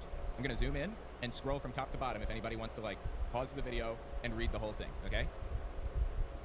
There you go. This is the whole thing. Feel free to read it on your own time if you'd like. Now let's talk about what it was saying. The first thing one notices upon reading the report is that the reference to the scholars of the first and second classes, quote unquote, as Barton said, does not refer to what today would be called first and second graders. The report explicitly states students are divided into 7 classes based upon their reading and writing abilities, and that most of the children in the 5th class were unable to read when they entered school. For the record, compulsory elementary school, so elementary school was not like standardized, and kids were not all going to elementary school until like 1852 or something like that. This is from 1816. I mean, there were elementary schools, I think, but they weren't like public, institutionalized, like big things like we have today, like Barton is portraying it. It's unlikely that first and second graders were memorizing entire books of the Bible, as Barton claimed, while 5th graders were unable to read. Here's another video from Barton. The reason I'm talking about him is because Ryan Walters is, like, convinced by this propaganda, convinced by these lies. This one is from late April 2023. Get everything this man has ever written, every sermon he's ever preached, Every lie he's ever told. observe it, follow it. You will be stronger for it. Any final words you want to share? Because I just want everyone to know how much I appreciate, adore, and thank God for you. For your lies. Yeah, final words. I'm going to tell everybody you need to read the Bible more often than you do. I don't care how often you read it, it's not often enough. Number 2, you need to memorize it a whole lot more than you do. We show people right now that in 1816 in New Jersey public schools, every public school kid by the 2nd grade had memorized the Gospel of John in public It's just a lie. He's just lying. He's just like making it up right now. Gospel of John in public schools. So another example of just a blatant, flat-out lie that this guy tells is about the Black Robe Regiment. David Barton claims that there's this Oh, this no. organization or whatever called the Black Robe Regiment, where in the early days of the country, like during the Revolutionary War, pastors would teach their message or whatever, and at the end of the sermon, they would pull their robes off, and they'd be wearing full military greaves, and they would take their church out to a shooting range and train them on how to clean their weapons and how to shoot and the whole nine, how to march in sync and all of it. Like a military, they were a military regiment. The Black Robe Regiment is what it was called. It's fake. He made that up, like completely out of thin air, okay? That word didn't even exist. The Black Robe Regiment was made up by David Barton. The first appearance of that term on Google Books, like you can, search for words and their usages over time, because Google Books has a whole bunch of books archived. The first time that word is ever used was in David Barton's book. I think in 1995, maybe. Like, this guy just makes things up like mad. This is It's ever since 1995. Twitter account. They do a whole bunch of research on the subject. Barton's article on the original Black Robe Regiment appears to be typical Oh of his gosh, work. no. It proffers an impressive number of footnotes, 101 in all. In closer examination, however, those citations don't add up to so much. Footnote 66, for example, is simply a repetition of footnote 1 when Barton returns to the phrase Black Regiment. Black Regiment was an actual thing, though. That was a regiment of black Americans from Massachusetts who fought in a war, World War II maybe? I don't remember which war. Nothing to do with pastors, nothing to do with, regiments that plug into a larger army to fight the revolutionary, none of that. God, dude. It's just insane. He's lying, right? Am I saying I know, right? flat out lying right now? So footnote 1, return to the phrase Black Regiment, but that set of sources doesn't actually offer evidence for the essay's first sentence. The Black Robe Regiment was a name that the British placed on the courageous and patriotic American clergy during the founding era. Oh my in reference gosh. to the black robes they wore. And then he puts a footnote in. In fact, Google I'm Books Chris can't find the Hansen phrase with Black Robe Dateline Regiment NBC. from any source prior to this century. It appears that Barton made it up inadvertently or on purpose. Based on the actual period phrase Black Regiment, it's just like he made it up, is the point. It's just made up. David Barton spreading this Black Robe Regiment idea, this meme or whatever, has led to people actually creating a Black Robe Regiment. Like pastors getting together and forming out a militia that does exactly what Barton envisioned. This is one of the 231 pastors who signed up to be a Black Robe Regiment preacher or whatever. This is from May 4th, 2024. And by the way, I watched this whole video, the whole thing, on my Owen Morgan Unfiltered YouTube channel if you want to give it a listen. Just search for Black Robe Regiment. When 231 of us signed on January the 1st of this year at 0400 hours, 231 of us in and out of In and out 0400. of uniform. In and out of uniform. They're wearing fatigues. Is that what they're called? Yeah, he's saying that they're wearing like military fatigues, like the outfit, the uniform that they wear when they signed up for the Black Robe Regiment, these pastors. Oh my For gosh. context, a company in the Army is about 60 to 200 soldiers, or 3 platoons. And a platoon is between 20 and 80 soldiers, I suppose. A battalion is 300 to 1,200 soldiers, or made up of 4 to 7 companies. And a regiment is about 800 men. So I think in this order, it's company, battalion, regiment. I'm not a military person, so someone can correct me in the comments if that's incorrect. But the point is that they're forming out full-blown military-style, like, organization. Didn't they have an Air Force back in 1776? I mean, General or whatever. Full-blown terrorist organizations. uniform signed a declaration of military accountability to Military accountability, these guys signed. hold those leaders at the top who are corrupt accountable. And he decides who those corrupt people at the top are, of course, right? That sounds like treason, right? Or not? Is it treason, or I get maybe sedition? It could be sedition. Is this not sedition? How is Yeah. it that every one of the 231 people who signed this pledge are not in federal prison right now? Because accountability does not equate you know why? overthrowing a government. We know They why. want to turn around and call it sedition. That's what it seems like to me. Tell me the difference. What's the difference exactly between what you're doing and sedition? It's not that. It's accountability. Because Air Force is just trained Yeah, he pigeons. goes off on this stupid thing about being anti-vax. Anyway, Random fact, okay, because this is how my mind works. All of the pigeons in the world are descended from the English rock dove. So, yes, they were pigeons. Yes, that tracks. again, you want to watch it, Owen Morgan Unfiltered, you can search for it. The point is, they're framing it as accountability instead of sedition. Okay, I'm going to have to look that up later, see what the difference is between the two. And certainly, in his mind, there is no difference, actually, like, practically.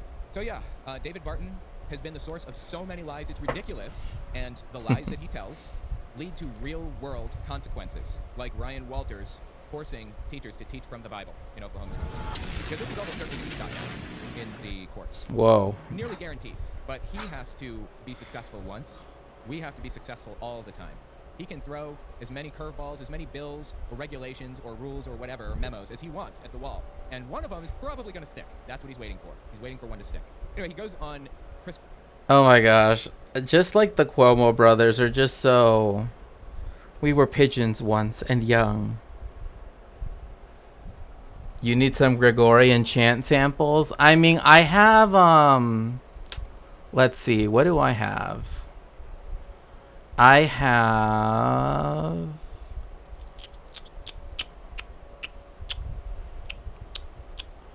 I have this.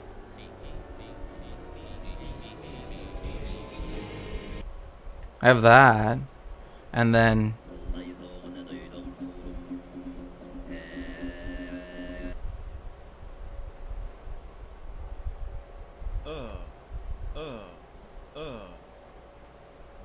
yayo, bayayayo.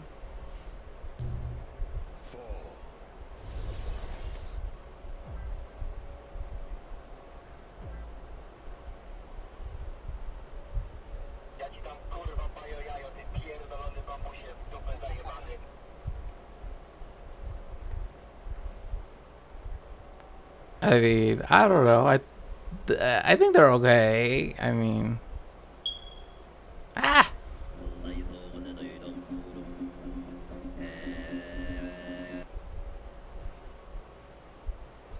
Now there are some that I know are like Call of Duty's ones are like super super loud, which is why I can't ever do theirs, because theirs are like, I don't know why they decided to make them sound like they literally are right next to you with, like, you know.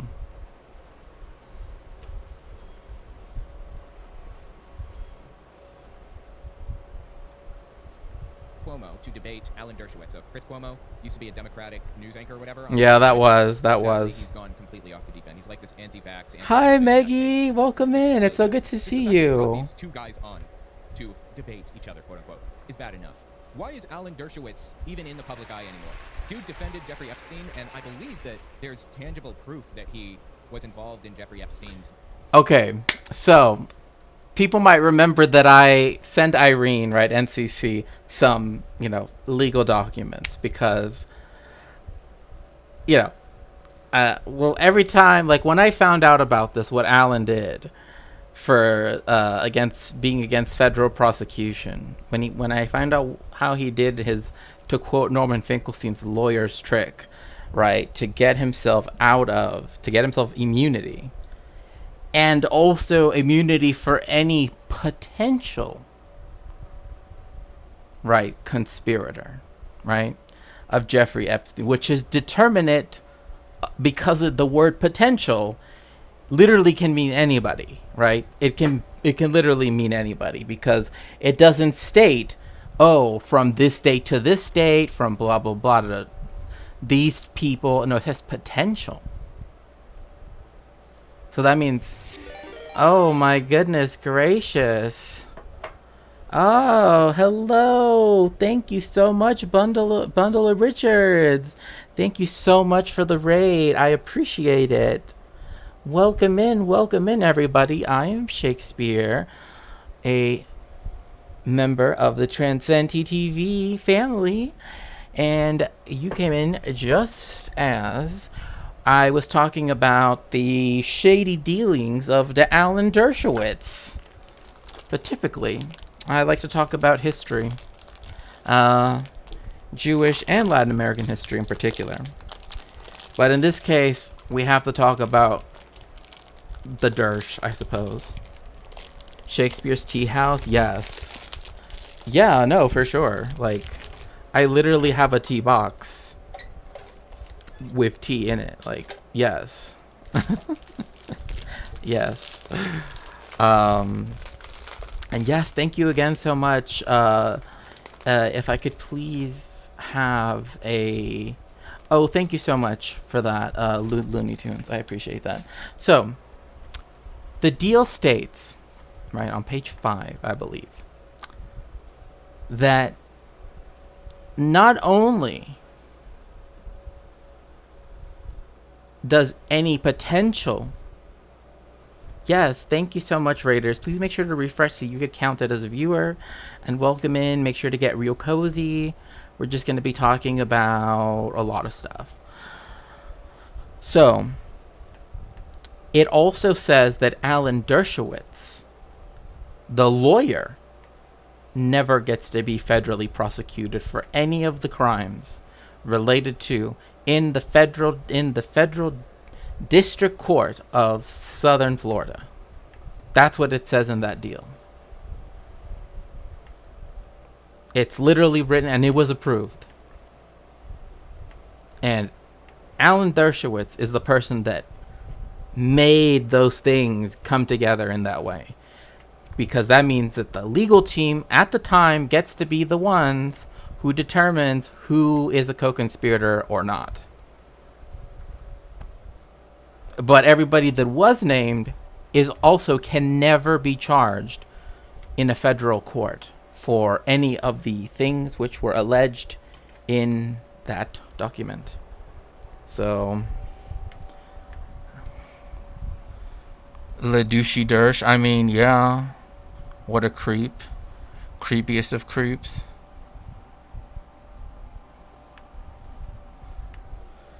Yeah, like, I mean, look, I am very critical of Alan for many reasons.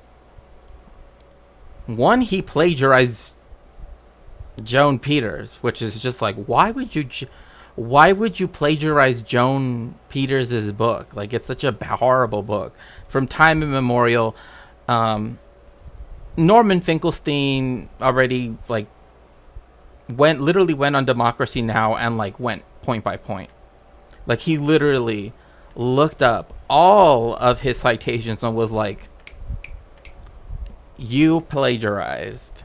But instead of justice working in favor of Norm, and meaning that Alan Dershowitz, got, thrown out of Harvard, then Alan allegedly, began a campaign to get Norman canceled. And, yeah. I personally don't understand how that is even legal. Well, I've heard his name 1,000 times. Alan Dershowitz, you mean? He's just this lawyer that literally has, like, defended... I mean, he defended OJ. He defended, like he's been on a lot of infamous trials. We'll put it like that. Maybe Alan thought the writing was so bad that no one would check. If Amy Goodman ever invites you on the show, you better get ready. Oh, yeah, he got Norm blackballed. He was literally this close to getting tenure. Like, he already submitted everything. He already had been approved by the tenure committee. And then suddenly they're like, oh, something came up. And I don't know. We're just going to, not give you tenure. Right? We're just not going to give you, the basis of academic freedom. Yeah. Dirty dealings with children, seriously. I don't know why this guy isn't in jail next to Harvey Weinstein. And I don't know why people are still bringing him up. Because he was able to do, again, quoting from that debate. Like, I remember that debate very well. I remember that debate. Like,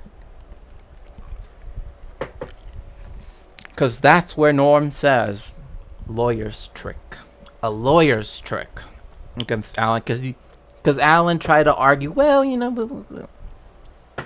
literally tried to debate, Norman Finkelstein. Like, are you serious? On their shows. Anyway.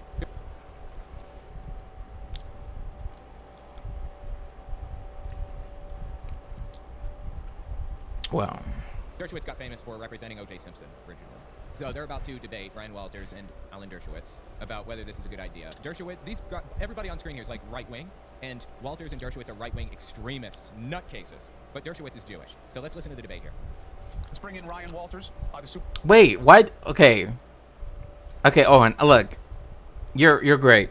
And I'm sorry, I know I've been pausing a lot and going off on, like, let me teach you the etymology of the word. I know. I'm weird, I know. But did you have to put it like that? Like, well, he's Jewish, so, like, okay, I don't know. Yeah, that was just like, is there a land without a people variant for plagiarism? I mean, he loves getting people fired for supporting Palestine. I mean, he likes getting students literally having their entire academic careers ruined for wearing, like, a little flag pin of Palestine, allegedly. Superintendent to make his case. And we also have Harvard Law Professor and constitutional scholar, Alan who understands the lines. First of all, sir, thank you for taking the opportunity. I appreciate you doing so. Why is this okay, meaning it is not to indoctrinate people to Christianity, but you believe it is part of a balanced curriculum? I find it so fascinating that Walters is, like, obsessed with complaining until he's blue in the face about the trans agenda or the gay agenda or whatever, indoctrinating children in schools, and that's not happening. but he's literally doing what he's accusing others of doing. He's setting up an indoctrination machine in public school. So he doesn't have a problem with indoctrination. I do. I don't want that. He just wants people to be indoctrinated in his... Who? Who do you mean? Norman Finkelstein or Alan Dershowitz? Yes, free Palestine. Weasley Little Liar, dude. Yeah. Alan Dershowitz allegedly is well, I mean, even in stuff that he's gone on, like television, apparently. Again, I'm not saying this as though it's my own recollection of the facts, right, so to speak. That he is like pro having like students, you know, that like protested, that were pro-Palestine, even if like all they literally did was like stand at one of the events that was like not an encampment and had like a little pin or something. Like, oh yeah, they all have to be expelled. They all have to have their lives ruined. So, you know. But again, ceasefire now. Yeah, I know. You know, I'm really, honestly, very, very afraid of the fact that, yeah, for real, Maggie, for real. Also, I miss your dishwashing streams. They were they were nice and like soothing. To, you know, to just talk and everything, you know. So I'm very afraid because of the fact that Bezalel Smotrich, right? It's true.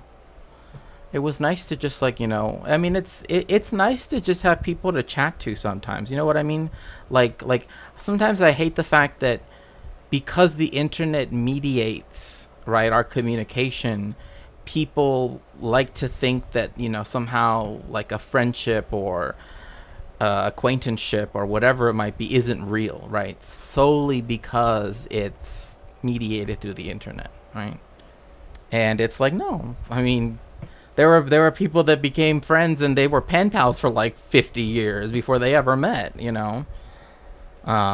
So, you know, anyway, that's irrelevant at this point, but rather I should say that Bezalel Smotrich, right, who is the finance minister and all these other things, right, he actually wants the war with Lebanon, right, because the war in Gaza has given him the opportunity to expand settlements, like the colonization, you know, even more so, of the occupied Palestinian territories. I'm not even joking. This was literally a Haaretz article, right? Like, literally, he said this, like, oh, if we go to war in Lebanon, then we will be able to do more settlements, like, on a massive scale. Right, like that will give us license to do so. Right, and that's just like Bezalel, who balagan. You know what I mean? Like, I know. Ceasefire. Oh yeah. To me, in my opinion, like there is a basis for Bezalel Smotrich, Itamar Ben-Gvir, etc., all the other ones, right? Like, because they live in settlements, right? That, oh, this is Owen Morgan, Telltale Atheist, that technically other countries like Jordan, right? If it's, you know, or Syria or whatever, or, pardon me, not Syria, but other members of the ICC, it's incumbent upon them, right, to aid Palestine's, you know, police authority, right, to capture those people and send them to The Hague. Because that technically can happen under international law.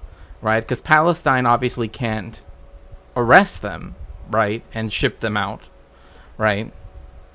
But Jordan, Egypt, you know, technically they could, but again, that's just a wish, you know. No link. They won't stop till Jordan. They're struggling in Gaza. They have no hope. But again, the point being that it's not a matter of winning and losing. It's that the manufacturing of consent, right, that for settlement building, right, that has happened because of what's going on in Gaza, right, is enormous, right? Like, people who otherwise would not have been okay with settlements, right, for example, are like not even protesting settlements now, right? Like B'Tselem, like all of the human rights organizations in the state of Israel, right? They're not focusing on the settlements, right? They're focusing what's happening in Gaza. So what does that let Bezalel Smotrich, the finance minister, do? Move all the money over there.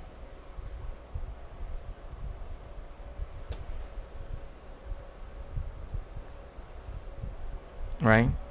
Settlements are very much in their nature. Yes, that's the reason why people, streamers who cross the green line, go into Area A, which is is supposed to be under full Palestinian administration, hang out with a war criminal, right? Let him, right, show you, right? Do your little whatever, you know. Have your little, you know, chavrusa time, right?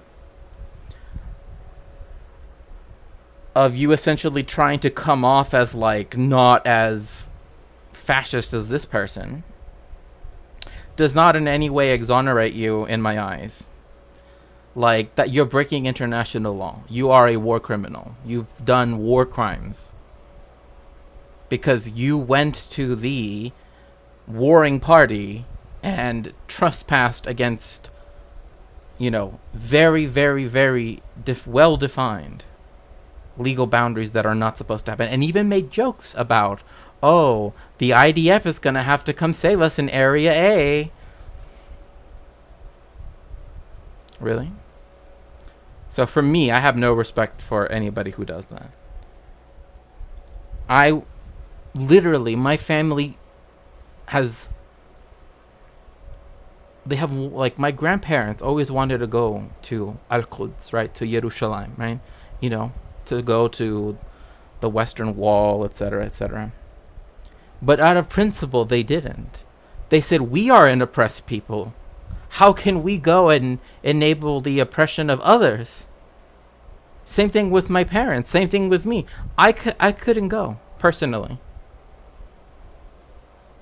But to know that there are people who are more than willing to do so, I don't know what to say. Honestly. Like, if you're out there committing war crimes on stream, I don't know. Like, stepping over, yeah, for sure. Sure, ultimately, they accept the religious fundamentalist theocracy taking over Israel society. Yeah, for sure. We're like Area L. Well, hugs for everybody. His belief system is all. Did CNN fire him? That's probably why he lost his mind. Yeah, I think they did, because he protected his brother, Andrew Cuomo, when there were, like, allegations against him. Andrew Cuomo was, like, the governor of New York State for a while. I don't know if there were other underlying reasons to why they fired him, but yeah, it's terrible now, sadly. One day I'm going to do a whole breakdown on Andrew Cuomo, or Chris Cuomo, but not today. Yes, sir. You know, the process for us started over a year ago where we looked at academic standards and we asked the public and several task force what's missing here. And they said, well, listen, you know, when we're talking about American history and you don't have direct references towards where did Thomas Jefferson come up with endowed by our creator, what was he referencing there? That's fascinating. I'm sorry. I don't want to stop every 15 seconds. Like, I want to let them get this out, but I just want to address this real quick. Thomas Jefferson was a deist. He's as close to an atheist as you got back then. There's the Jefferson Bible. He took a little razor knife and cut out all of the nonsense, all the magical stuff from the Bible, and he's left with something that's like paper thin. And it was just like moral statements, basically. And honestly, those... By the way, if you visit Jefferson's home in Monticello, in Virginia, which, you know, I've never been one to really like the cult, right? And I think it's correct to call it a cult, right? The cult of veneration, or the cult of multiple personalities, I suppose, of the founding fathers, right, is very strange to me. Now, am I gonna say like, oh, in Mexico they don't honor the? Yeah, they do honor them, but they don't like, oh, let's go to his house. You know what I mean? Like, that's not a thing. There aren't like, you know what I mean? Like the level is just like something else. Like, it's just beyond anything I've ever seen. And so, because like you can eat, so Mount Vernon, right, where George Washington, right, his estate, right, where he had people in servitude, to put it mildly, right, working. It's still a working farm, so there's still people working that land. So that, because they have a restaurant that you can eat at, right, and you eat all these traditional foods and whatever. It's like, I mean, they have burgers. They didn't have burgers back in 1776. You'll be delighted to know. The state Shinto replaces the relics of the state. Even Santa Ana, I've literally never seen anything dedicated to Santa Ana. And again, I've been to all of the colonial heartland cities. I've never seen anything dedicated to Santa. And again, maybe it's just I haven't seen it. But like if you go to the former House of Parliament, of the state parliament of the state of Jalisco, for example, they don't have all the classical stuff. They actually had a famous muralist artist, right? So a modern artist, right?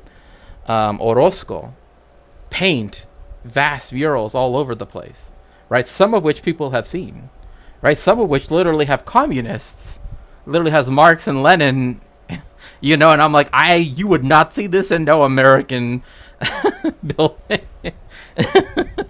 And it is one of the paintings that does have, Hidalgo, right? The guy that, quote unquote started it all, right?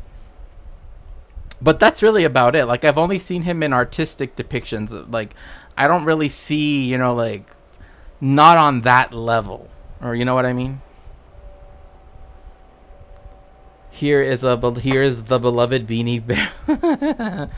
Don't give Tim Pool any ideas. Americans worship the founders. Always struck me as well, yeah, I mean, it's meant to be a quasi-religion. I mean, again, if you go to the United States Capitol building, right, like where the Senate and Congress are at, right, and you look up, right, in the central rotunda, the painting that you see that has like heaven depicted and all of these like angels or whatever, right, it's called the Apotheosis of George Washington. Like, that's literally the becoming one with God of George Washington. Like, they could have named it anything, like they could have painted anything, like George Washington has a picnic in the park. I don't know, something,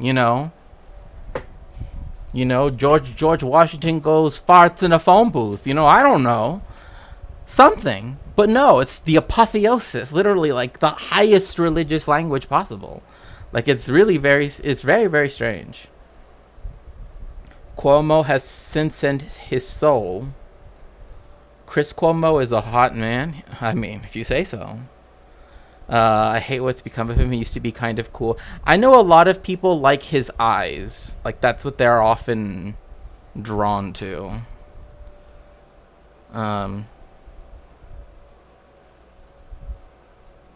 He's a himbo, but now he's like centrist, right-leaning crap. Yeah, well, that's true. Cuomo has, send a soul to corrupt news. What? Yeah, what? Isn't he on like Newsmax now or something like that? I don't know. If you'd like to watch on Twitch, we understand, but if you have a YouTube account, click the like button. Oh, yes, thank you. Fredo Riz. Oh, I remember that. If phone booths were around Washington, would have totally fought it in one. Look, News Nation. That's what it is. News Nation. Siri, what is Providence? Idea, hagiographic old-timey Shakespeare fan art. Oh my gosh, imagine. Imagine, that would just be like... That would be...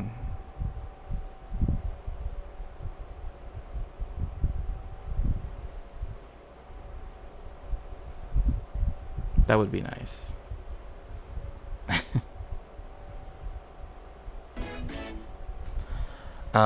No, that would definitely be... I would definitely appreciate that for sure. Moral statements were terrible. It would be a tarot Thomas deck. Jefferson was very opposed to church and state melding, like very opposed, and he talked about it in his letters to Danbury Baptist Church. It was a Calvinist church that controlled, Oh, by the way, Danbury Baptist Church, right? It struck me as kind of as actual irony, right? At the fact that Danbury, Connecticut was where... What's his name? Oh, God, I can't remember his name. What's that guy? The one that he wears, like... that apparently he's like a MILF magnet because he wears like 10 layers of clothes. What's his name? It's Steve Bannon. Yeah, Steve Bannon, right? That's where they put him in prison, right? Because of the fact that what Owen is talking about is that there was a dispute between the Baptists of Danbury, Connecticut, and the Congregationalists of Danbury, Connecticut, right? Because they had essentially established themselves as like the Baptists had established themselves as the religion of Danbury, right? And it is in this letter, right, that the phrase, right, Thomas Jefferson says that there will ever be, right, you know, that there shall forever be a wall of separation, right? That's where it comes from. Like, all these right-wingers that say, like, oh, the left made it up. No, nah, bro. The guy that you think, you know, was, like, you know, like some pastor at, you know, like a Joel Osteen church, Thomas Jefferson, he's the one that said it. He's the one that said that there is a wall of separation. The Baptist Congregationalist... You mean radioactive right-wing GJEC? Yes, yes. Apparently there is a GJEC sound, but I just don't know if it's even GJEC. Like, I don't know what it's gonna say, and I'm kind of like, oh my god, what if it says something, you know? Because, you know, GJEC is not exactly the most... They embraced me and they told me you can... Oh, no. I knew it. I knew that it was going to be something bad. Oh, my gosh. I knew it. Like, as soon as it started, I'm like, I know what this is. I tried to drown it out. Ugh. My apologies. Again, it's not mine. That's not my sound thing. That's Chud Logic's. I know. I mean, it says a lot about Chud Logic, I think, but you know, that I am just. Also, Destiny's has 1, 2, 3 things that are titled Hitler speech. You know, I am tired of this, like, oh, it's all ironic. Nobody uploads 3 Hitler speeches on their soundboard like that. Like, you know what I mean? I know. I apologize, chat. Like I said, I've never heard it before. We all heard it for the first time, and the last time. Because that's not right. Why even have that? Connecticut. It was like the State Church of Connecticut or whatever. And Danbury Baptist I didn't know. like it. They wrote letters to Jefferson, said, I thought that this is exactly why, you put this into the Constitution. I don't even want to, like, after stream, maybe. Maybe for community night. And also, I apologize. I'm so sorry. I feel so bad because, like,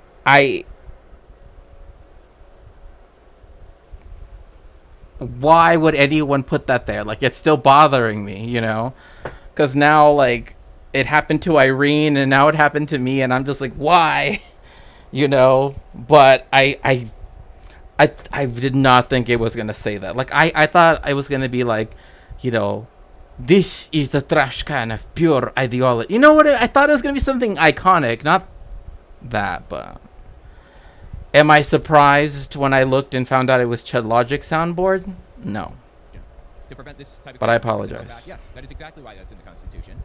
There should not be a state church, and we will find a way to overturn that. And they did. Within 10 years or something, Thomas Jefferson became president, and they finally got that overturned and abolished this Calvinist denomination as a state church. Anyway, Thomas Jefferson, who wrote the Declaration of Independence exactly? For some reason, I didn't think it was Thomas Jefferson.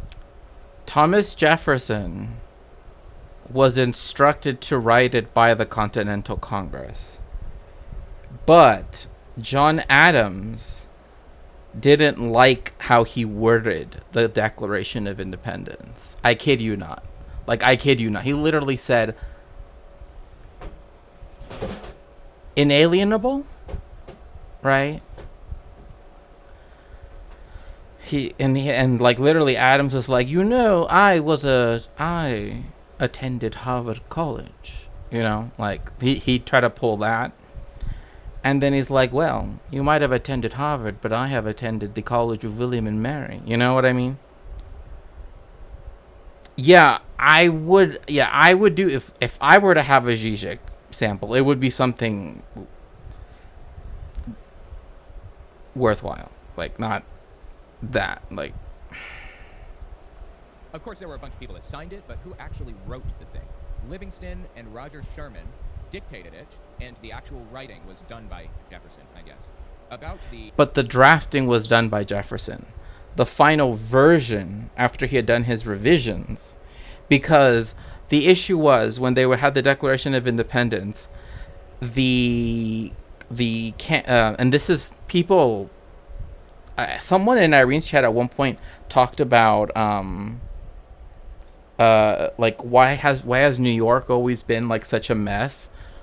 Even back before the country was founded, technically speaking, the governor, like the government from New York, could never get like a clear message from their government at the Continental Congress in Philadelphia, which is not that far. I mean, you know what I mean? Like, I mean, it's not, like now with cars, obviously it's, like a 20, it's like you just, like if you just, floor it and you from Philadelphia, you just cross all of New Jersey and in just like 2 seconds, but you know what I mean, right? Lots of royalists. GJ's love for, despite being the capital at the time. Well, yes, technically, no, it was not the capital at the time. It was the capital once the Constitution was ratified.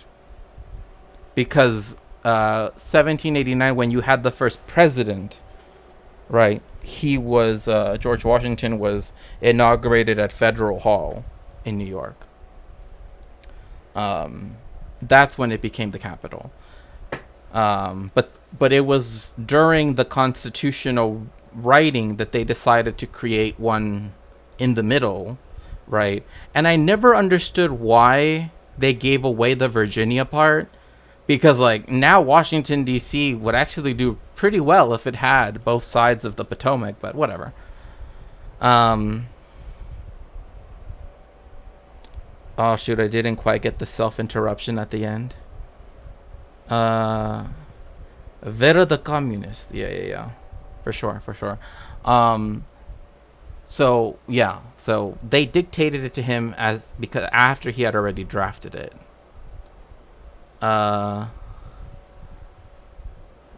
Yes, thank you so much, Vidingale. Thank you so much for helping change the whole. We're endowed by our forefathers created equal, blah, blah, blah, all that stuff. No, not by our We're talking forefathers. American history, and you don't have direct references towards where did Thomas Jefferson come up with endowed. Oh, can I tell you a funny Star Wars fact? So the guy that they got to do Darth Vader, he's from the West Country in England, right? So his accent. Welcome back. Yes. Hello, full of nicks. One job, Benny boy, but you had a contract venereal disease and... Yeah, he had a goofy accent. Yeah. I think I might have mentioned this before already. And they had him not use his accent. Of course.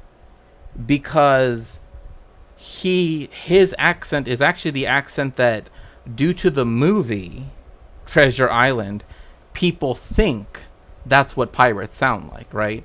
So they actually had him say the famous line, Luke, I am your father, right? But they had him say it in the intonation and, and it would have literally come out as, Luke, I'm your father. That's literally how it would have sounded. I'm your father. By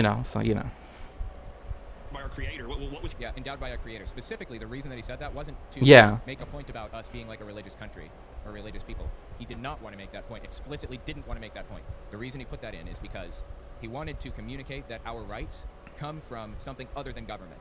Our rights are inherent, given to us from birth. Government doesn't have a right to take them away. It's flipping it around. Our rights aren't granted by government. They exist with or without government. That's the point there. And also, this is a Declaration of Independence, not the Constitution.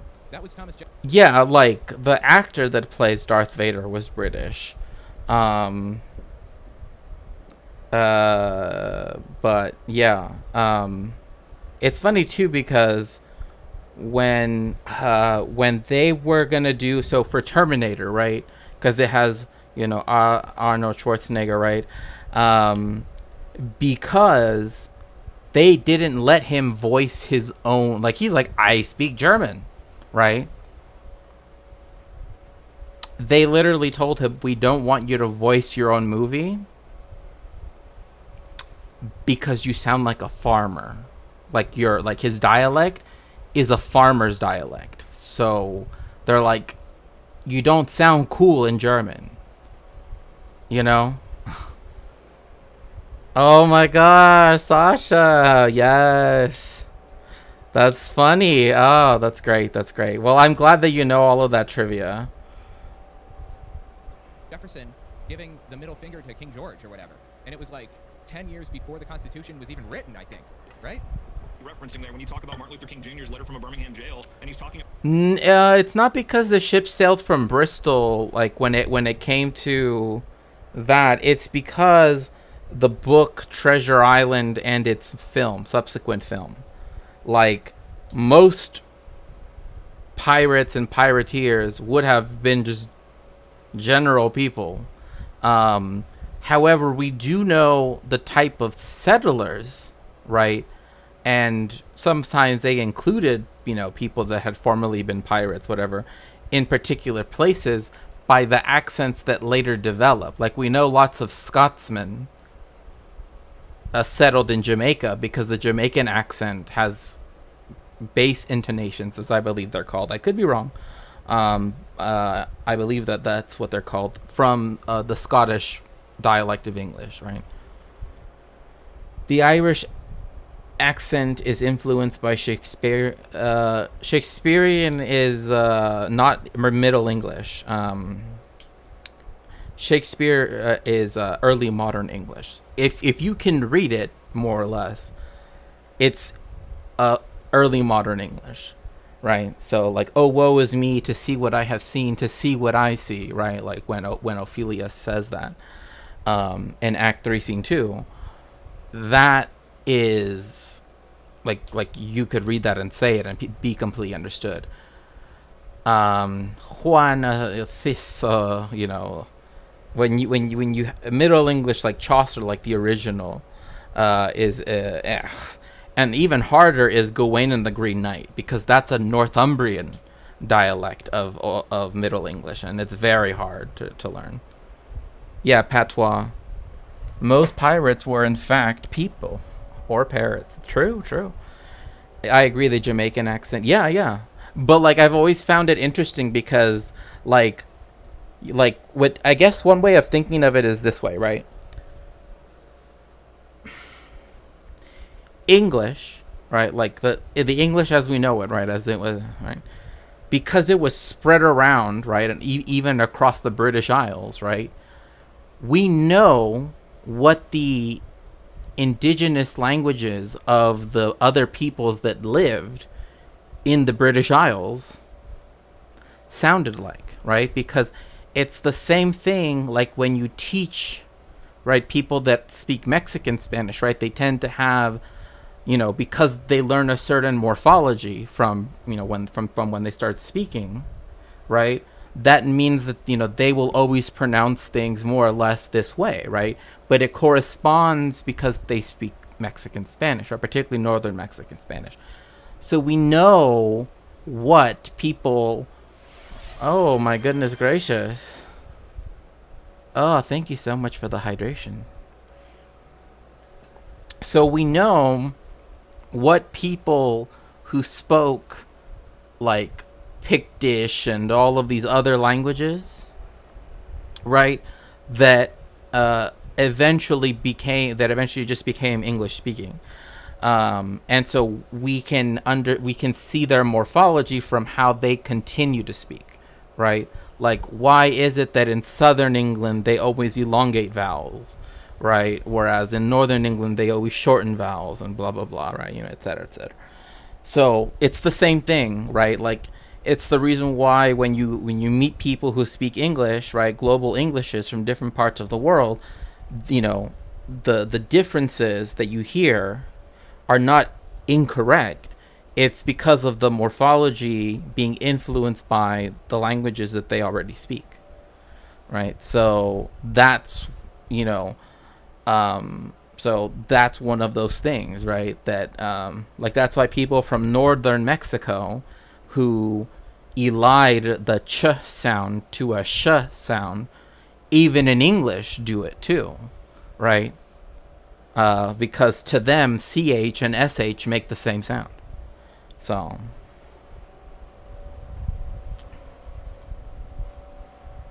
guess it's time to watch Atunche's treatise upon witches in early modern English. Yeah, Chilean is influenced by Extremaduran and Andalusian. That's why frat names have articles. Oh, I see. A shud, yeah, a shud. I mean, Anita, you know this.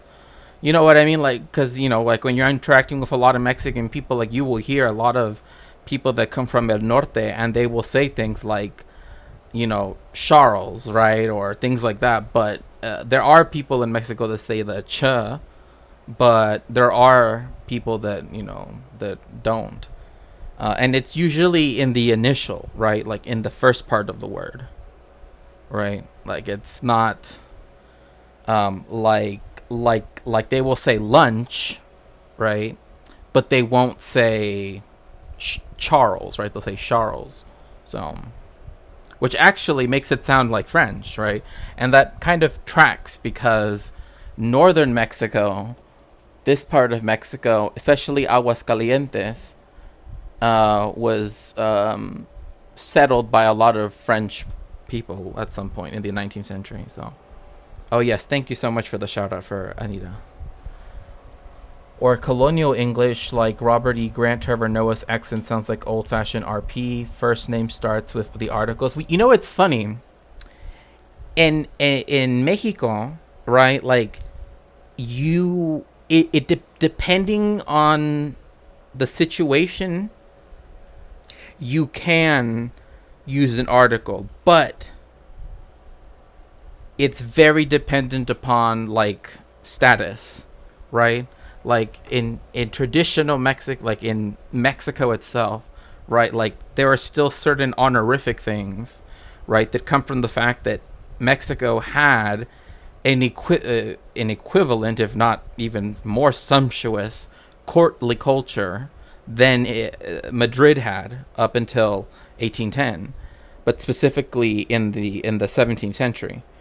And so because of this, and like that's the reason why lots of Andalusian and Galician, Asturian Spaniards are the ones, and obviously from Castile, were the ones that mostly moved into Mexico, which is why and it's funny too, because some of them literally did move to the places called the Kingdom of New Blank, right? They're like, oh, I'm from Galicia, so I'm going to move to the Kingdom of New Galicia, right? But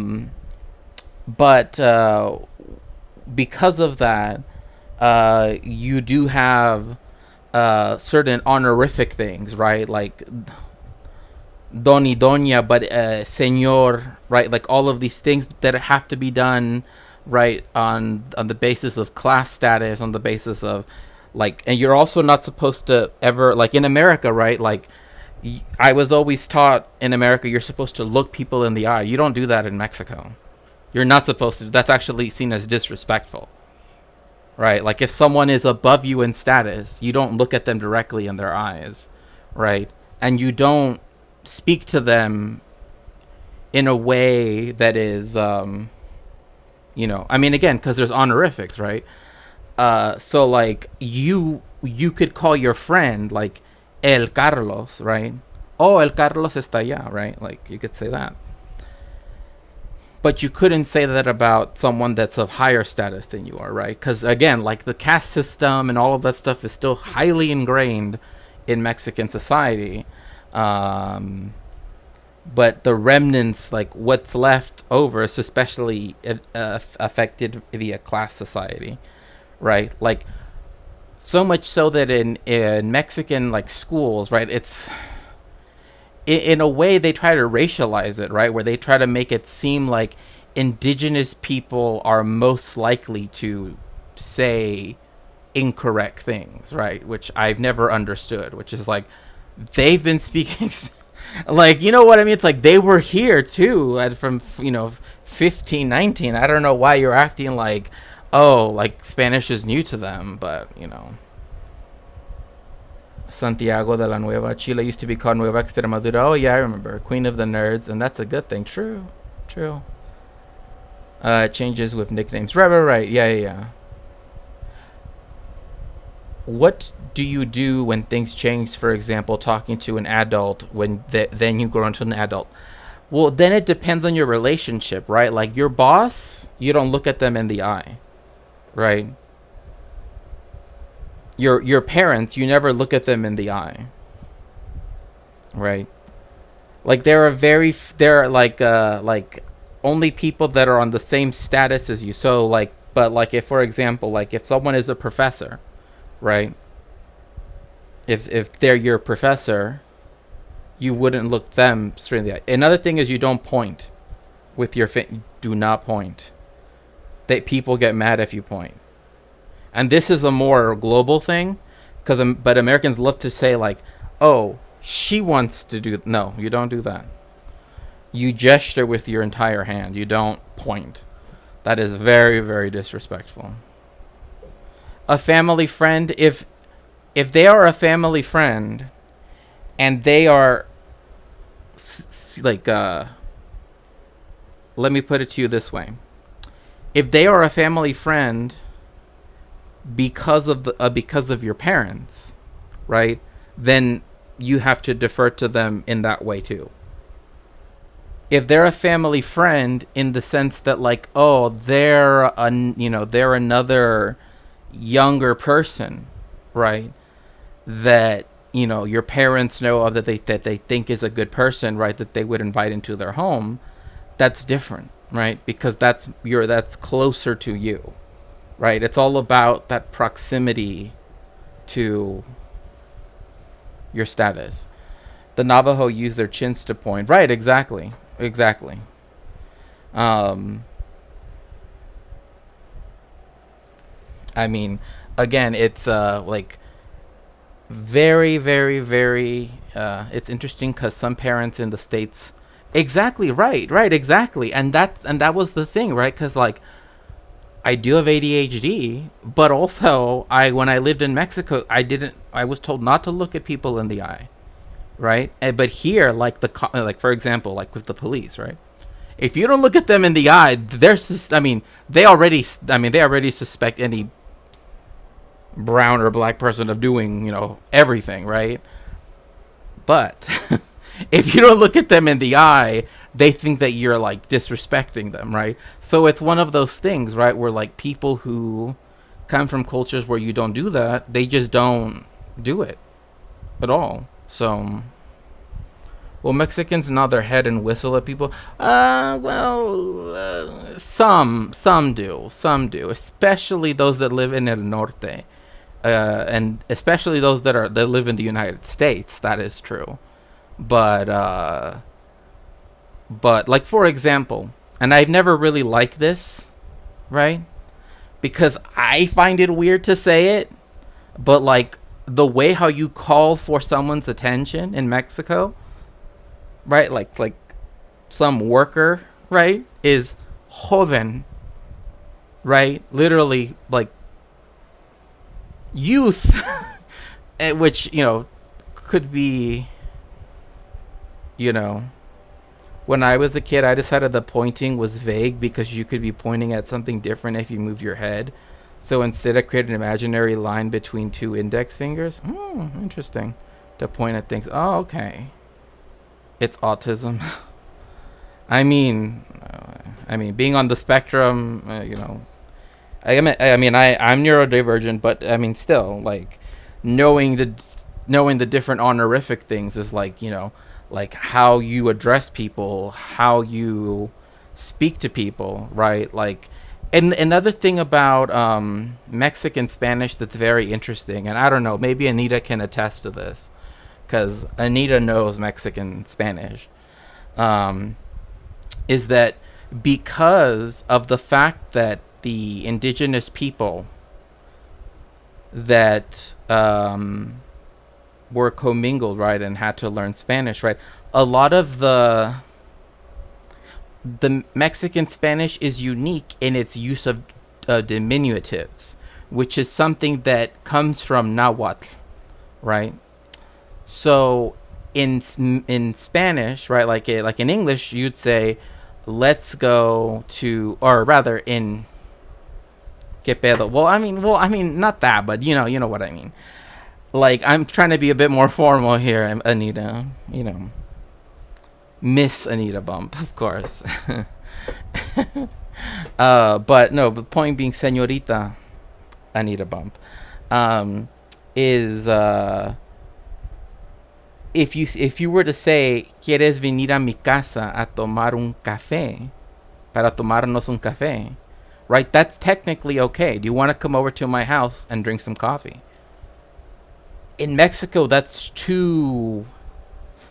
seen as too forward. That's seen as too, like it's too much. It's too heavy. It's laying it on too thick. So instead, we use diminutives a lot. Well, I mean, Anita, like because you're used to listening to Mexican Spanish, right? Like you I know that you hear the okay. I mean, what's his name, Anita? What's his name? Did you, like, I know that you have a lifetime subscription to Grindr Extra, but my goodness. Anyway. Anyway. In Mexico, people would say, "I wish I could afford that." Okay. One day, okay. Welcome all, yes. So, in Mexico, it's seen as more proper to say, right, and more friendlier, more welcoming to say, "¿Por qué no vamos a mi casita a tomarnos un cafecito?" Right? Why don't we go to my house, diminutive, to drink a little coffee, right? Like, a lot of things are like that. Oh, un cafecito. Right? Like the ito is usage from Nahuatl, right? Like adding that diminutive constantly to things. is something that Mexican Spanish does that doesn't really happen to the extent, right? But it's the reason why you will get people that speak almost like always in diminutives. Extras $12.99 a week, $19.99 a month, for $33.90. What? Girl? Well, you know, one paycheck for rent, one paycheck for Grindr Extra, and you're good, of course. Anyway.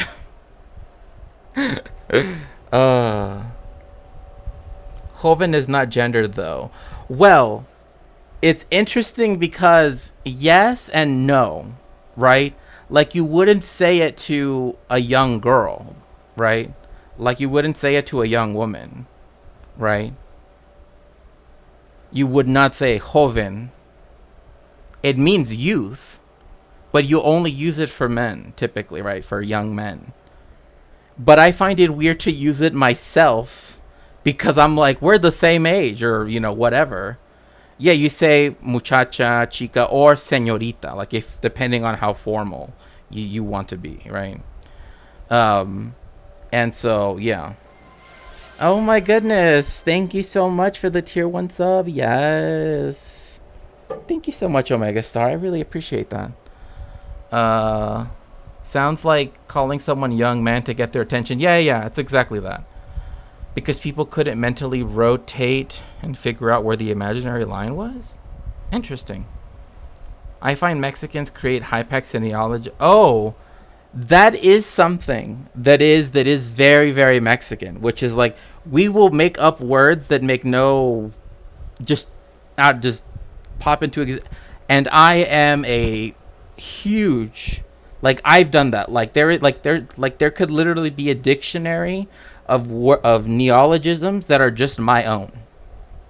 Like literally my parents were like there are terms that I say like, oh, this is blah blah blah, or this is it feels a little blah blah blah, right?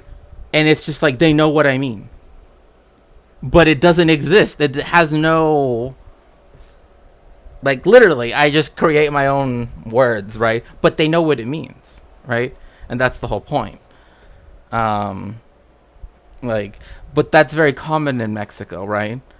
Because they're like, oh, está muy wiriwanka, you know, or whatever, you know, like they'll do something that people get the meaning, right, with the context, right? But it's either it's an ephemeral neologism, or it becomes part of what some people call interior language, right? That like certain people know what it means, and you know, things like that. Sea tierno y dime. Oh my gosh, Thomas. Nahuatl is a cool language. Yeah, like literally when I was a kid, right? When I was learning Nahuatl, I used to like get my mom kind of like, my parents in general, like particularly my mom, because she would drive me home from school, because I would literally just start saying like these long constructions in Nahuatl, right? And that would be like, oh, we have to go see the blah blah blah by the blah blah blah blah blah blah blah blah blah, right? And she didn't learn it. She it's very, you know, can be sometimes difficult to pronounce. And I'm just over here like, oh, you know, if 2 other unique gifters cheer over 100 bits or activate a sub event of any kind, a hype train will begin for our host, which boosts the stream's visibility and sustainability. That's correct. Damn, you gotta be to get your money's worth out of that. I mean, it depends, like, what you use Grindr for. Like, for me, Grindr's always been have had a very negative experience, because if you're ace, and even if you say that there on your profile,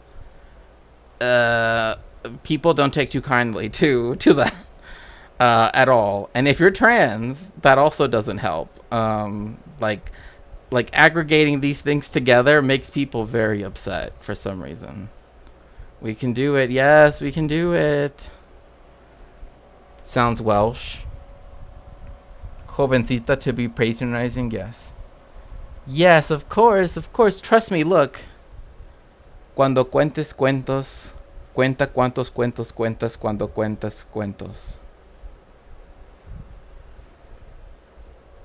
Yeah, for sure.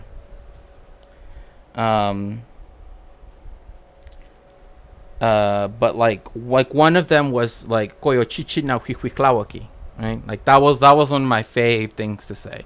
Koyochichi na huihuitlawaki, right? Like I would just be like just saying it over and over and over again because it's like that's this term, this agglutinative term is so cool in my mind. And I would just be like saying it over and over again.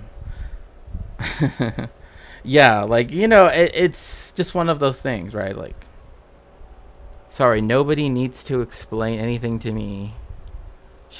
Okay, sounds Welsh. Yeah, well, I mean, a lot of that has to do with the fact that because so many indigenous languages contributed to Mexican Spanish, and those languages are still around, right? In a way that is not necessarily the case in places.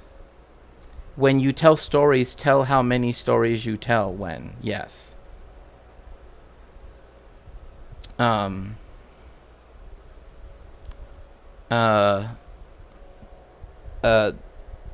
like in Puerto Rico, right, that isn't so much the case, or Cuba, that wasn't so much the case because, you know, etc. When you tell stories, tell how many stories you tell when you tell stories. Yes. But yeah, like, anyway. About Bible stories, and yet, you know, you're not saying anything about their belief system. Mention it if you want. I learned that Martin Luther King Jr. was Christian when I was in school. Okay, fine. That doesn't justify, like, reading from the Bible on a daily basis. Like, what? He's talking about Bible stories, and yet... Oh, okay. I'm sorry. I keep pausing so much on this.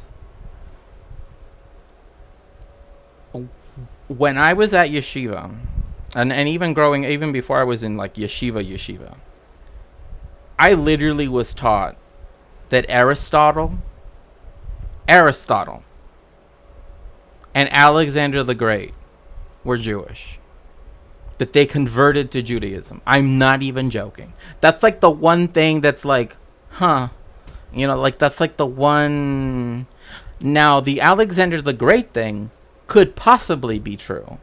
Because he did like to, you know, like become whatever religion of the lands he had conquered, right?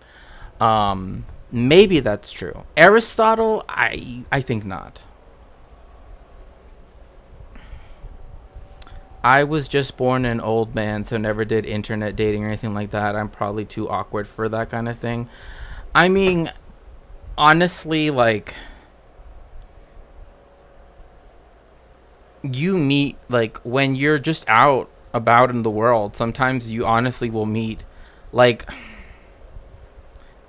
I don't know. Because, you know, then I think about myself and, like, what I've done during first dates. And then I think about, like, one of my exes. And it's, like, when we literally met, it was, like, late at night. And I kid you not, off the top of my head was just, like, God, this is so embarrassing. I was literally just, like, reciting, right, like, making it off the top of my head, though. French poetry, because I found out they spoke French, right? So I was like, oh, I can speak French now. And so we would always speak in French whenever we didn't, you know, want people to understand us. But, like, you know, we hung out and everything. But yeah, that's what I did. I literally went full troubadour, I guess, for that. It's like leaving your phone number on the walls of a green phone booth or in a lavatory is... I'm happily unavailable. Good to hear, Omega Star. You know, you're not saying anything about their belief system. Mayflower Compact... Also, by the way, if anyone does want to design me a phone booth...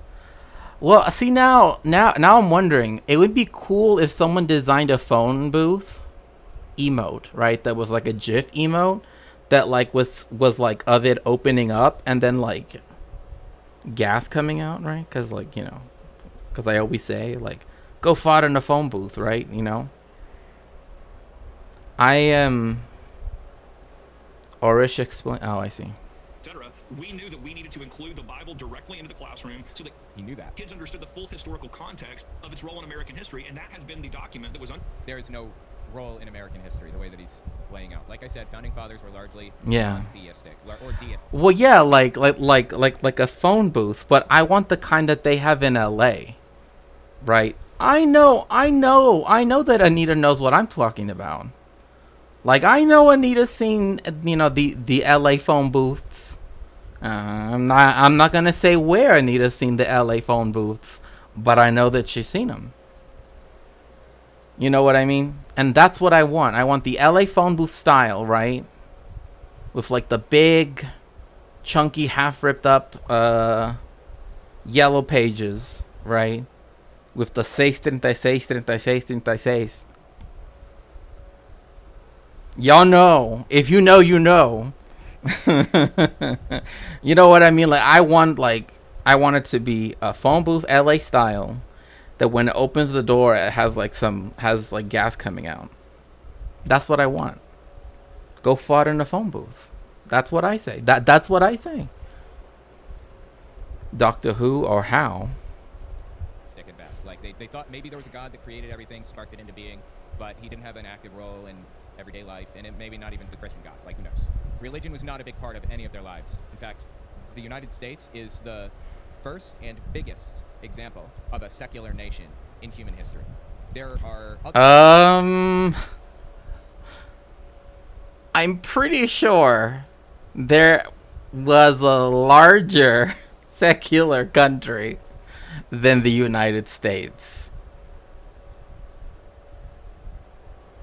I wonder if chat could name a larger country that's secular. It, you know, even technically that might not exist anymore, but like, that's another thing, is that he's very, very like dudes rock, but like American, you know, like he's very like America is like the best thing ever, and I'm just like, no, it isn't. Like, imperialism is bad. I mean, it's like, even when it comes to Israel Palestine, right? He's like, yeah, I'm against what's happening to the Palestinians, but I'm like, no buts. We stopped smoking in this restaurant. There's no smoking section in this restaurant, okay? No buts.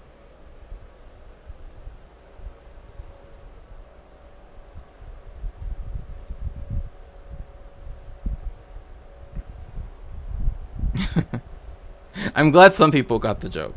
The USSR, yes. In, you know, India. No. But India, in terms of people, China, the USSR, you know, like it's literally like the American experiment is like the perfect. I can't like. When you've lived in the global south, especially me, like I've lived in multiple places in the global south, like in the Philippines, like which was colonized by the United States. All of the liberal, like, oh, freedom of speech,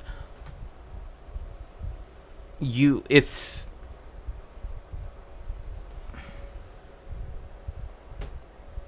less than chaff in the wind. It's less than chaff in the wind. It's like literally like, you know, like that nasty sugar that's like at the bottom of all of like the industrials, you know, sugar packed cereals, you know? It's like someone puts that in your hand. And it's like, don't you think this is the best thing ever? No, I don't. I'm gonna throw this away and wash my hands. others that have tried it, but they were really small. On this scale, this is the experiment. This is the American experiment. Can a secular government work? The answer is yes. Oh my gosh. I called it. I did not even pre-watch this. And I knew he was going to say the American experiment. Oy vavoy.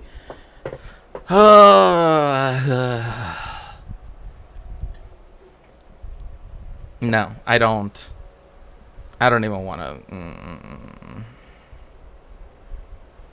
Until Random thought that just came to mind because I actually saw one of the Sfarim that I studied back in the day when I even went to yeshiva back in Mexico.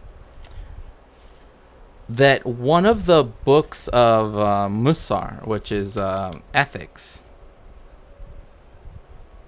starts with a really weird story, and I don't know, like I've like wanted to talk about it, but I'm also like, it's not to. It's like, imagine you are. It's like, imagine.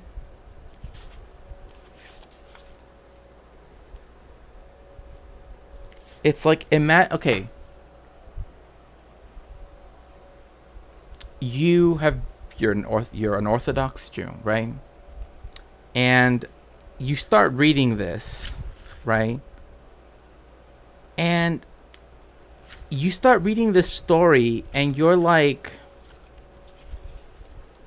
why did you, like, this is supposed to be, you know, one of those like tractates on like against, you know, like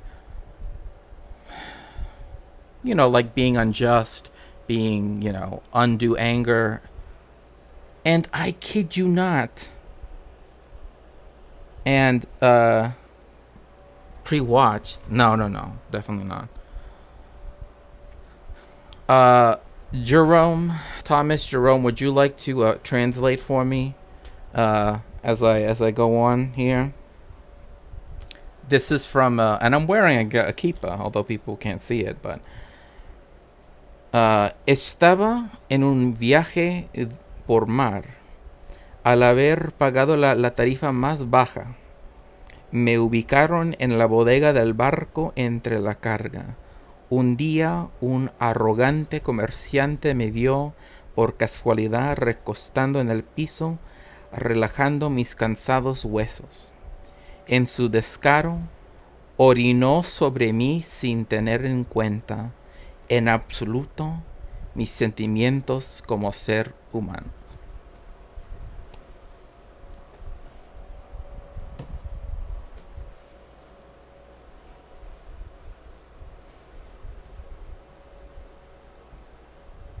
Like the main part of this little story that's supposed to be like everything that comes after this is like rabbis responding to this story after while paying yeah.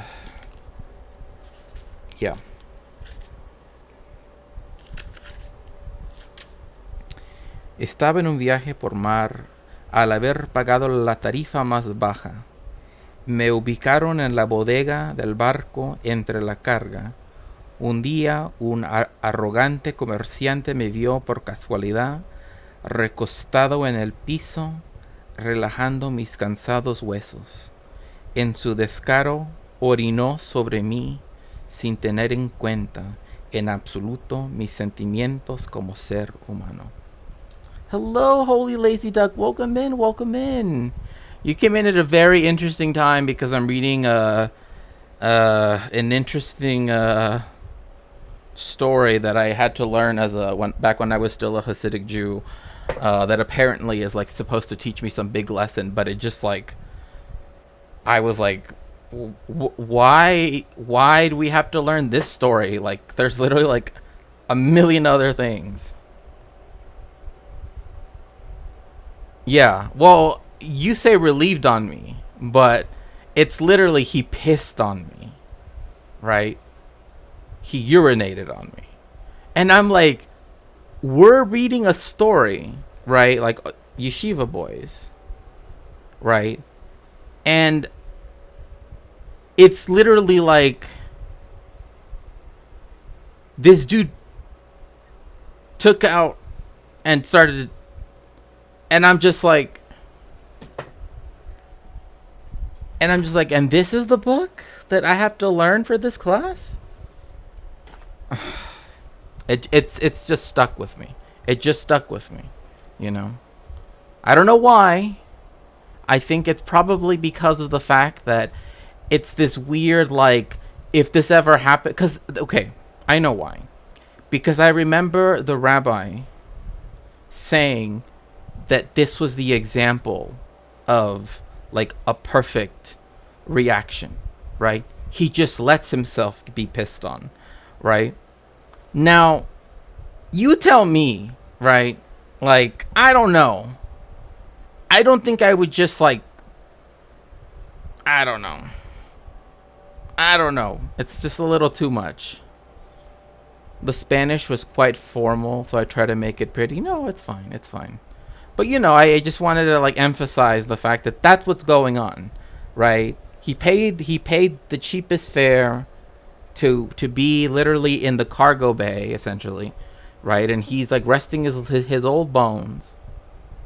And this arrogant merchant comes around, pulls out, you know, and just starts unleashing himself, so to speak. You know, the whole point of the story is that he just lets himself, you know what I mean? Like, that's a very weird story. So, and since we're talking about, like, teaching Bible, you know, and I'm like, this is what I was learning.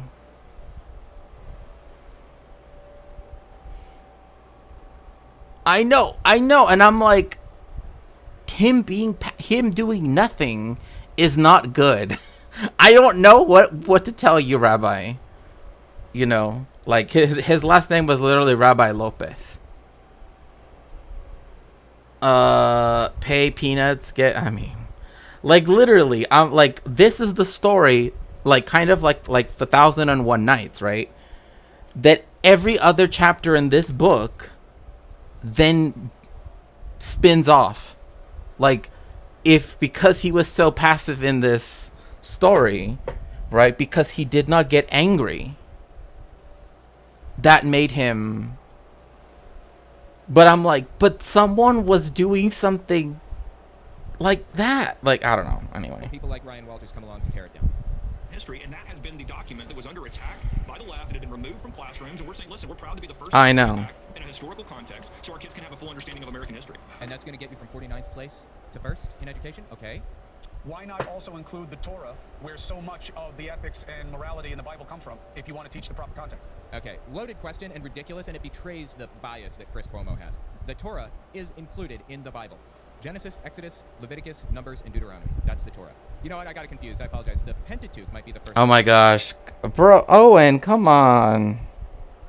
The Pentateuch is just the Greek name describing the 5 books of Moses, because penta means 5, like pentacle, right? That's all it is. The Torah is included, whether or not it's included in its full context, right, with all of, you know, every single verse, every single chapter is a different story, but it is included. The Jewish Bible is included in the, you know, in the Bible that Christians use, right? As they like to call it, the Old Testament. As a rabbi once told me, you know, in terms of the New Testament, he's like, what's so new about it? It's 2,000 years old, you know? But I digress. 5 books of the Bible. If someone pisseth in thy face, turn the other cheek. I mean, yeah, but it was weird because he's like, because then he starts to describe how, like, his clothes is getting drenched by it. Like, I didn't want to read any further than, like, the, right? And it's just this really weird story. And I'm like, why, of all the stories ever in all of Jewish history, is this the example of, like, proper behavior? You know what I mean? Like, why? Why? Surely there is someone that's been through something, you know, like someone who, like, that person had every right to be angry. Like, I don't know. No WAP though, read Ben Shapiro. I mean, don't tell me it's raining, yeah. Torah is Hebrew on a scroll, so it's not actually Bible or Old Testament. Okay, my mistake. Great question. So we do include all of the other. Torah, okay. Torah, yes, the Torah, when it's, yes, it is usually in a scroll, historically, yes, and it still is. When it's in a book form, it's called a Chumash. Chumash. Okay? Which literally has the word for 5 in it. Chumash, Chamesh. Religious text as well. The Quran? Do you include the book of Zohar, the one that Jews derive Kabbalah from? Or is it just like the Bible specifically? Do you include the Bhagavad Gita? Do you include like any of the Zoroastrian or Hindu or Buddha? I gotta say, the Bhagavad Gita is actually like very interesting as a text.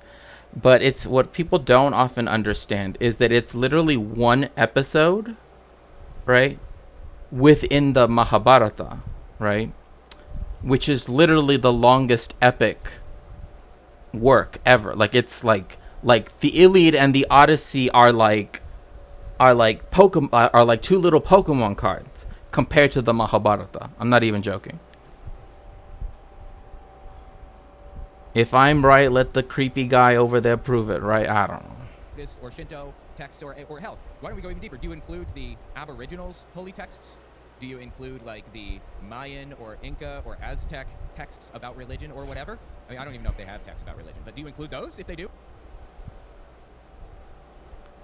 What? Okay. Owen, you're starting to sound a little bit... Of course they had text of religion. Shit, you could even mention Philip K. Dick. The Popol Vuh, exactly.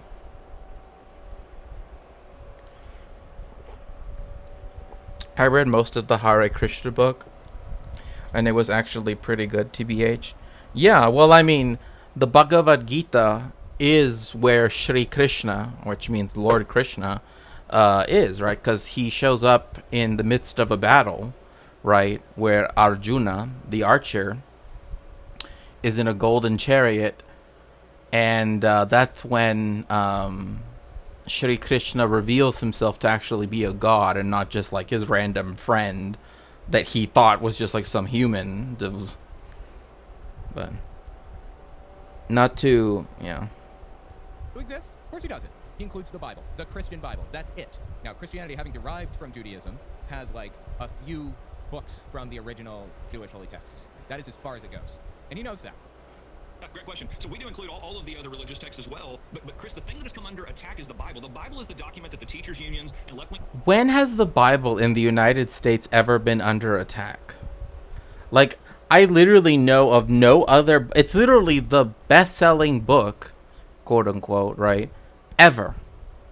In America, people buy... Like, even at the 99-cent store, they have Bibles. King James Version Bibles, but they're still there, right? I remember once outside of one of my friends, because we went to different schools, because he lives like across the invisible boundary that separates you go from, because you feed into different schools, right? That outside of his school, technically not on school property, but on the pavement, they were giving away those the little Gideon's Bibles, right? And I'm like, why? You know what I mean? And it's always the New Testament, and I always ask them the same question when they give away, because usually it's just the New Testament. Is like, can I have just the Old Testament? And they're like, we usually don't make those, and I'm just like, okay. There's the Teenage Bible in magazine form. I knew it was a Hindu book, Gita, but I had no idea which. Yeah, it's the Bhagavad Gita, typically anyway, because Hare Krishna means, Hail Krishna, and then Shri Krishna, anyway, but it's interesting, too, because which version of the Bhagavad Gita that you get, because there's one called the Bhagavad Gita as it is, right, which is written by a very important, controversial but important person. I can't remember his name off the top of my head right now, but he does his own explication of like each little like quatrain or whatever it is. Activists have had removed from the classroom. We've had multiple threats of lawsuits here in Lawsuits? Oh my God. Can you imagine lawsuits? Like, that's how our legal system works, you jagoff. All right, I'm not going to be that guy. I'm not going to be that guy. From the classroom, we've had multiple threats of lawsuits here in Oklahoma, so they had taken them off the shelves. We're telling them, guys, the Bible has proven to have secular value in its historical context in America. No, the Bible's proven to have secular value. Like, does that sentence even make sense? Value in its historical context in American history, it has to be included. We're not seeing the left come after these other documents. We allow a lot of other documents in the classroom. It's not exclusive to the Bible, but the Bible's the one that has been under attack and has been removed. Well, hold on now. Nobody said you're not allowed. What are you even talking about? Like, if there is one book that is in every secular school's library, it's the Christian Bible.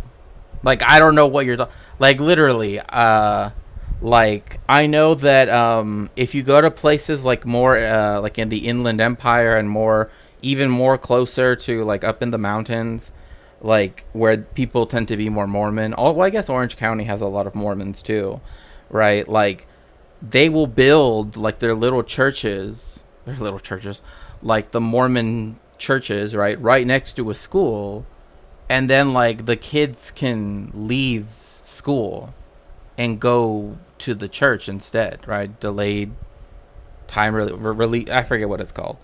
And it's like, I didn't have that as a Jewish student.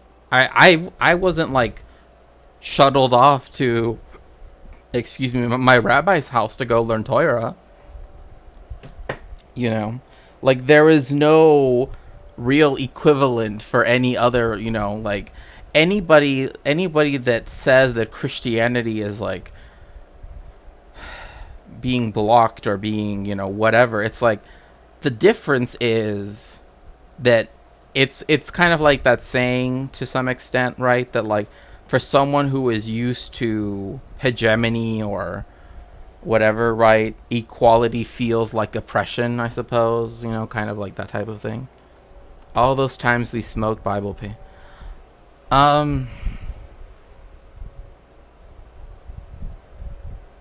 I feel like those would burn really badly, actually. Well, at least the ones that they use in America, because they use that like onion skin paper. Allowed to have a Bible in the classroom. Nobody banned Bibles from being in a classroom. A teacher can have a Bible in their bag or whatever if they want and read it at lunch. Nobody cares. No one's trying to stop them from doing that. But when they're on the clock as a government-sanctioned teacher, when they're on the clock as somebody who is representing the government, and it's compulsory, children must sit there and listen, you have no right to indoctrinate anybody with anything. Anything. I mean, anything at all. You should be teaching them how to read and write and learn math and science and all that stuff. Under attack and has been removed, and we feel it's essential to get it back in the classroom. Professor, what is the bar, and do you think this will get over it in terms of being a constitutional implementation? Again, like, this guy's a total scumbag. Don't know why they brought him on. They're both scumbag. All three of them are scumbags, honestly. But this guy is, like, as far as I can tell, like, he's I think, in my opinion. Take that as you will. It's worth what you paid for it, that opinion. But seems like it's And do you think this will get over it in terms of being a constitutional implementation? It shouldn't. According to the Constitution, it shouldn't. Well, I hope not, but I can't be sure with the current Supreme Court. Let's remember that if you go back to the history and you quote Thomas Jefferson, you have to quote him in full. You know, Jefferson was virulently anti. You know what's interesting? To hear Alan say that. To hear Alan say that. To be like, I don't know, with the current Supreme Court about something involving Christian hegemony. That says something, right? Like, that's actually, like, that means that's an actual, like, well, I don't want to say, like, and, like, but it sounds like an actual concern, right? Like, even he knows that Christian nationalist policies could be enforced via the Supreme Court, right? Which would affect him, obviously, him being Jewish, right? The fact that even he recognizes that is very telling, right? Because if Alan Dershowitz is bothered by that, then there is a million reasons why we should be bothered by that. Is Dersh gonna sell snake oil out of, well, who knows? It's amazing anyone brings that dirty. Look, you know, the fact that he wormed that deal out, right, in such a way that literally is in perpetuity for any potential co-conspirator, but it includes his name as the lawyer. How he did that, I have no, like, that's just, like, honestly, after that, I'm surprised he even wants to be in the public eye, but He and Adams agreed upon very little, but they agreed that no country that allowed Catholics into the country or Jesuits into the country could ever be a free country. This country was not founded on Christianity. It was founded on Protestantism. It's an interesting point. Again, I didn't actually expect to hear myself agreeing with a like this, but here we sit. Crazy, huh? Anti-Catholicism. In some jurisdictions, people couldn't vote unless they were Protestant. So let's tell the truth about the history. The history was not the history of Christianity or even Judaism. it's true. It's true. The only colony of the 13 colonies that Catholics could live in was Maryland, which, if you know Maryland, it's tiny, right? It's between, like, it's like encased, right, by Delaware, or Biden land, as it's now called, apparently. Pennsylvania, right, on the northern side, right, and then Virginia on the southern side. And then it technically touches West Virginia, but that didn't exist then, right? But, like, it's literally like this very narrow little strip of land, right? That was the only colony that Catholics could live in. And think about, like, that enormous landmass from Maine all the way down to Georgia, right? Which was the last colony, you know, of the 13 colonies. The fact that only that little sliver of land that is called Maryland, right? Which was slightly smaller than what it is now, was the only place Catholics could live. I mean, that's why the Baltimore, what is it called? The Baltimore Confession, or something like that. Well, there's an important Catholic document. For some reason, it's the second part of it. It's the Baltimore blank. Is a very important Roman Catholic document, and, like, the fact that it came from Baltimore is symbolic of the fact that that literally was the only major city that Catholics could live in at the time. So, no Scottish, right? No, just Maryland. It does have Mary, yeah. Well, it's because of Queen Mary, right? Because Queen Mary tried to return everything back to Catholicism, so, you know. No Scottish, right? No Hiram. Oh my God. No, it's like the Baltimore. It's like the Baltimore Confession, the Baltimore Catechism, something like that. Judeo-Christianity, it included virulent anti-Catholic bigotry. Are we going to teach that? Are we going to teach the parts of the Bible that justify slavery, that justify treating women as second-class citizens? Or are we going to be selective in what we pick? Which Bible will we use? The Douay version, which is the official Catholic version, which has been banned by parts of the United States? Will it be the King James version? The real Chads are the folks who are willing to allow theists to exist. Yeah, forcing one way or another is cringe, right? Like, that's, like, it's interesting because, like, I mean, Alan is right in the sense of, like, which Bible, right? You say you're going to have the Bible be taught in school, right? Which Bible, though? If it's the King James Version, right? I mean, I don't know if people know about the pastor Steve Anderson, right? Who's part of the New something Baptist, whatever. Like, who is, like, literally banned from many countries for being, like, that anti-Semitic, that homophobic, that, you know.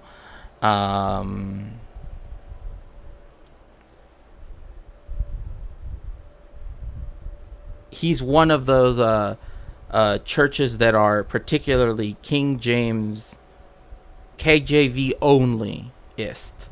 And there's a particular tendency in the evangelical world to only use the King James Version. Mainly because the way in which it translates certain things or the way it discusses certain things, right, makes it seem far more forceful, I guess is one way of thinking of it, than other versions, right? Because like the Douay-Rheims, he's correct, is the English standard version for Roman Catholics, right? Unless you want to like just use the Vulgate, right? Which is, I actually, what's funny? When I was like in high school, I like really wanted a Vulgate. I was like, I want to translate the Vulgate. But I could never find one. Like even online, like when I got into college, I couldn't find one. Then I found this store that has, like religious stuff that's like, like more of a, I guess it's because it's like near one of the, there are tons of seminaries and religious schools here in LA. So I thought I'd go, and it's like he had one that was like for the Greek New Testament, but I'm like, but it's not the Vulgate. Like that's, Don't turn me into Torquemada. Oh my gosh. Faithful word yeah. Yeah, he's like above and beyond. He like, in fact, he gets clapped. If you ever upload his videos on YouTube, that channel gets clapped. Right? Like every single time. Because like he literally like denies the Holocaust. He, thinks that like apparently like the actual last book of the Christian Bible is the Protocols. You know what I mean? So, Will it be the Jewish Publication Society version? Will it include the Quran? Will it include other religious texts and religious books? Dude, this guy has some really good points. I can appreciate that. Will it include atheist tracts, arguments against the existence of God? Are we going to let this? Yeah. See, this is something that is very interesting, right? And I've always found it kind of is that and again, this is obviously, I remember in yeshiva, one of the things that I guess Judaism takes pride in, if we can even say that, is that even in the Torah, right, people question God, right? And for some reason that just doesn't translate over into the Christian world at all, right? Like Moshe Rabbeinu doesn't, right? Or Moses, I should say, right? Et cetera, right?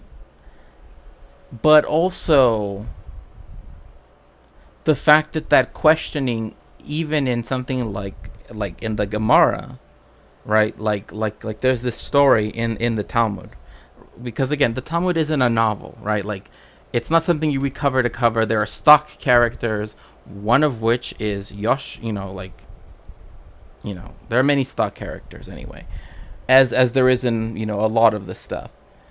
Because oftentimes, telling a story is the best way of going about to teach a parable, right? Like, it doesn't have to be real, but you can set up a story where, it teaches what you're trying to teach, right? There is a story of a man that it's Yom Kippur, right? The Day of Atonement. And he is davening, he's praying by himself, and that then he looks up and says, Hashem,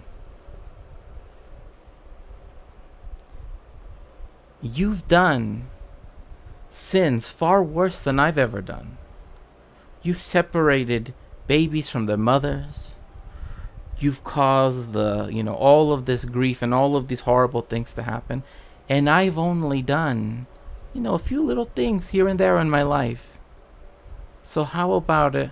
How about you forgive me and I'll forgive you? Right? And the rabbi responds, with logic like that, you could have redeemed all of the Jewish people. You don't get that in Christianity. You don't get that at all. Like, that's a very different way of thinking. And I don't know what it is. Like, I don't know why it never transferred over, or why there's no willingness to question it like that. But, like, to actually have someone bargaining with God, right? And God saying, okay, fine, I'll forgive your sins. And then being like, you had him in a position, you had God in a position where you could have redeemed all of Israel. We literally could have had Geulah. Like, that's the response for that. Not, oh, whatever. No, that with that logic, that logic is sound enough to put Hashem on trial, right? So to speak, right? Eustacia, we're seeing. Oh yeah, for sure. The SS told them they were a bit much. Sounds like doubting Thomas. Is it something to do with having state or quasi-state power? Well, no, because this was done after the fact.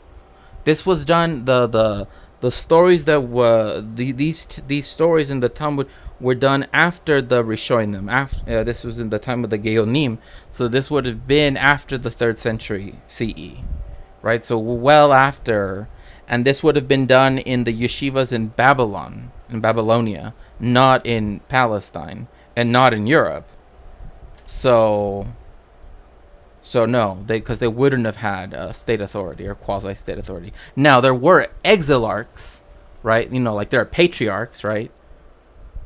Judaism has had exilarchs, which for some reason, like Ben Shapiro and other Zionist Jewish people try to like ignore ever existed. But like people knew, like the only place that Romans ever kicked anybody out of was that old walled city of Jerusalem. That was it.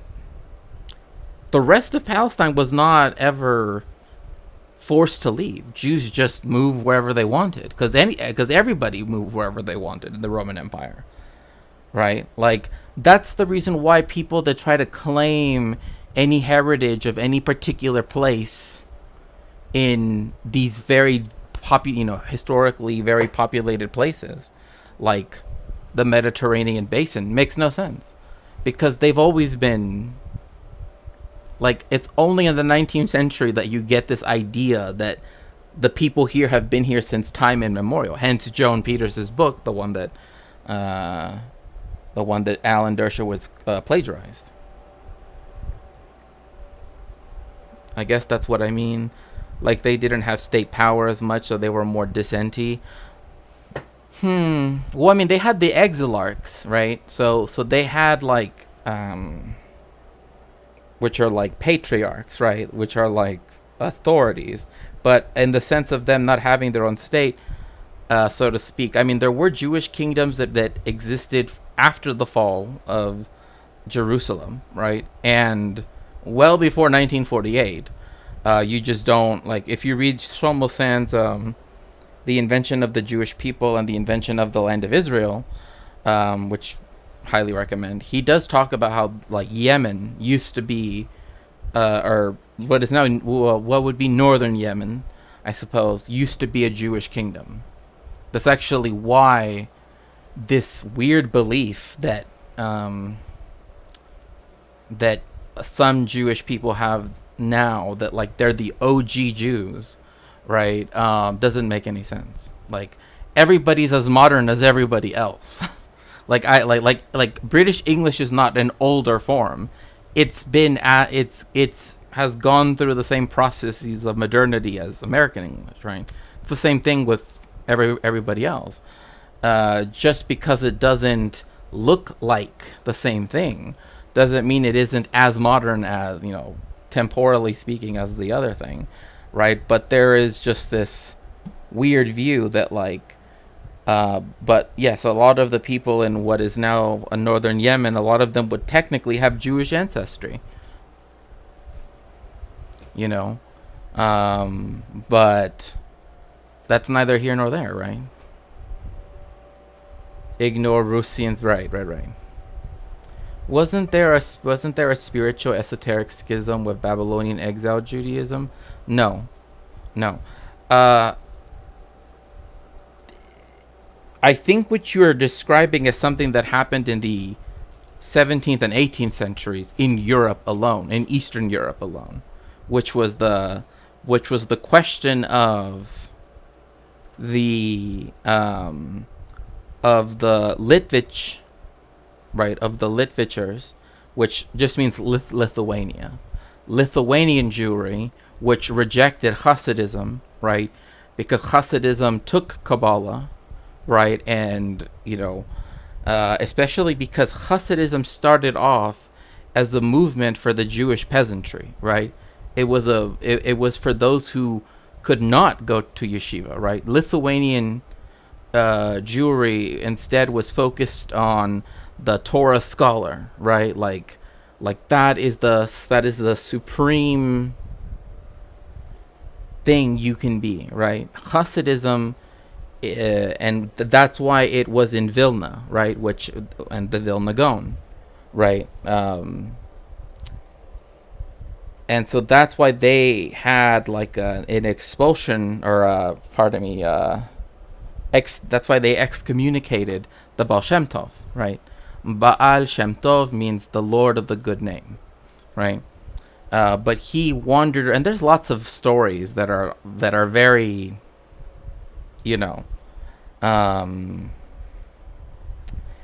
like some of them to this day are still very important to me, right? Some of them are just kind of like, come on, like, because at some point it makes it seem like, I kid you not, the Baal Shem Tov was like, what's that superhero, the Flash, that he's just like all over Eastern Europe, and he wasn't. He did travel, but like he didn't go from like everywhere between Moscow and Prague, every other day. You know what I mean? So that was the divide, because Hasidim tended to take Kabbalah seriously, and Litvicers don't, even to this day. And so they prefer what is often called a legalistic view, and so they study Gemara and all of that stuff, and never join it with studies of what some people would call esoteric studies, I suppose. But it just really depends. But that happened way later. This is like 1,500 years after what we're talking about. But Hasidism started off as a movement for the people, for the illiterate masses, because like the prayer books that we have, right? They're in Hebrew. The Jewish peasantry, they couldn't read Russian, much less Yiddish, much less Hebrew, which they didn't know, right? So yeah. Don't try to oh my gosh, probably people spreading his words. Yeah, for sure. I mean, there are lots of like for example, the founder of the famous, or infamous group Chabad, right? Their first Rebbe, Zalman of Liadi, he was a student of the Baal Shem Tov, right? So like that's how a lot of this, and again, a lot of parables are better if they have like a famous person in them, right? It's like, it's different if you're talking about the time that you went on a road trip, right? As opposed to if you tell a story of when like Britney Spears went on a road trip. No, but you know what I mean? Like it's one of those types of things. Yes, that is the real great distinction to draw. Any ideology that tells you to turn off your critical thinking skills is sus. Yeah. 1000%.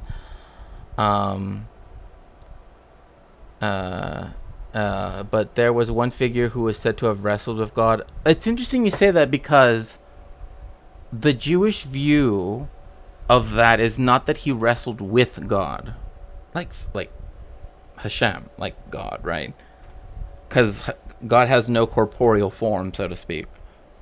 But that what that actually is supposed to be is Esau's guardian angel.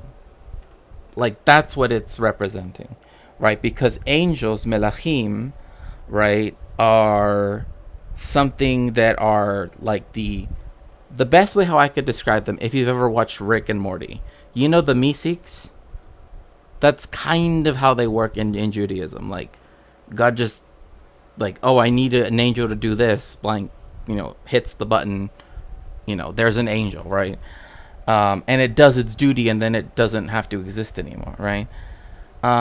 So to speak, right? So to speak, anyway. Obviously, So, the reasoning why is because of the fact that he needed to overcome, right, the built-up resentment and everything, blah, blah, blah, right, that what happened with Esau, because of the fact that, he took his inheritance. But people often misunderstand that, because they often see it as trickery, right? And it wasn't it's not seen in the negative light, right? Because the story of Esau is that he did things that were contrary to Jewish law, right?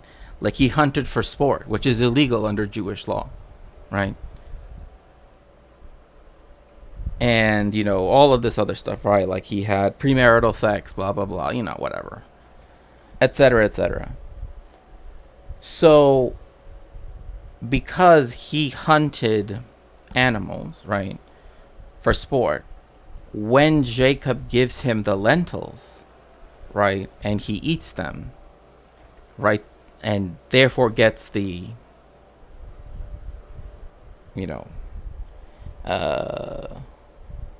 the inheritance, right, from Esau, it's that he's an outlaw.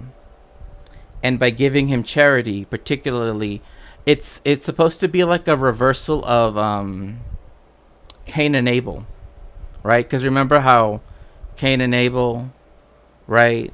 Like, oh, the one that gives me the sheep, I prefer that one over the one that, brings me wheat, right? It's supposed to be a symbolic reversal of that, right? Where the person who is actually the good person is the person who stays at home, is the person that learns Torah, is the person that does not kill animals for sport, and that instead, through his hard work of working the land, made lentils, cooked them, right? Showed charity to his brother, and because of that, he gets the inheritance, right? It's not him tricking him out of the inheritance, so to speak, but, and called, Yaakov, and then called Israel, yes.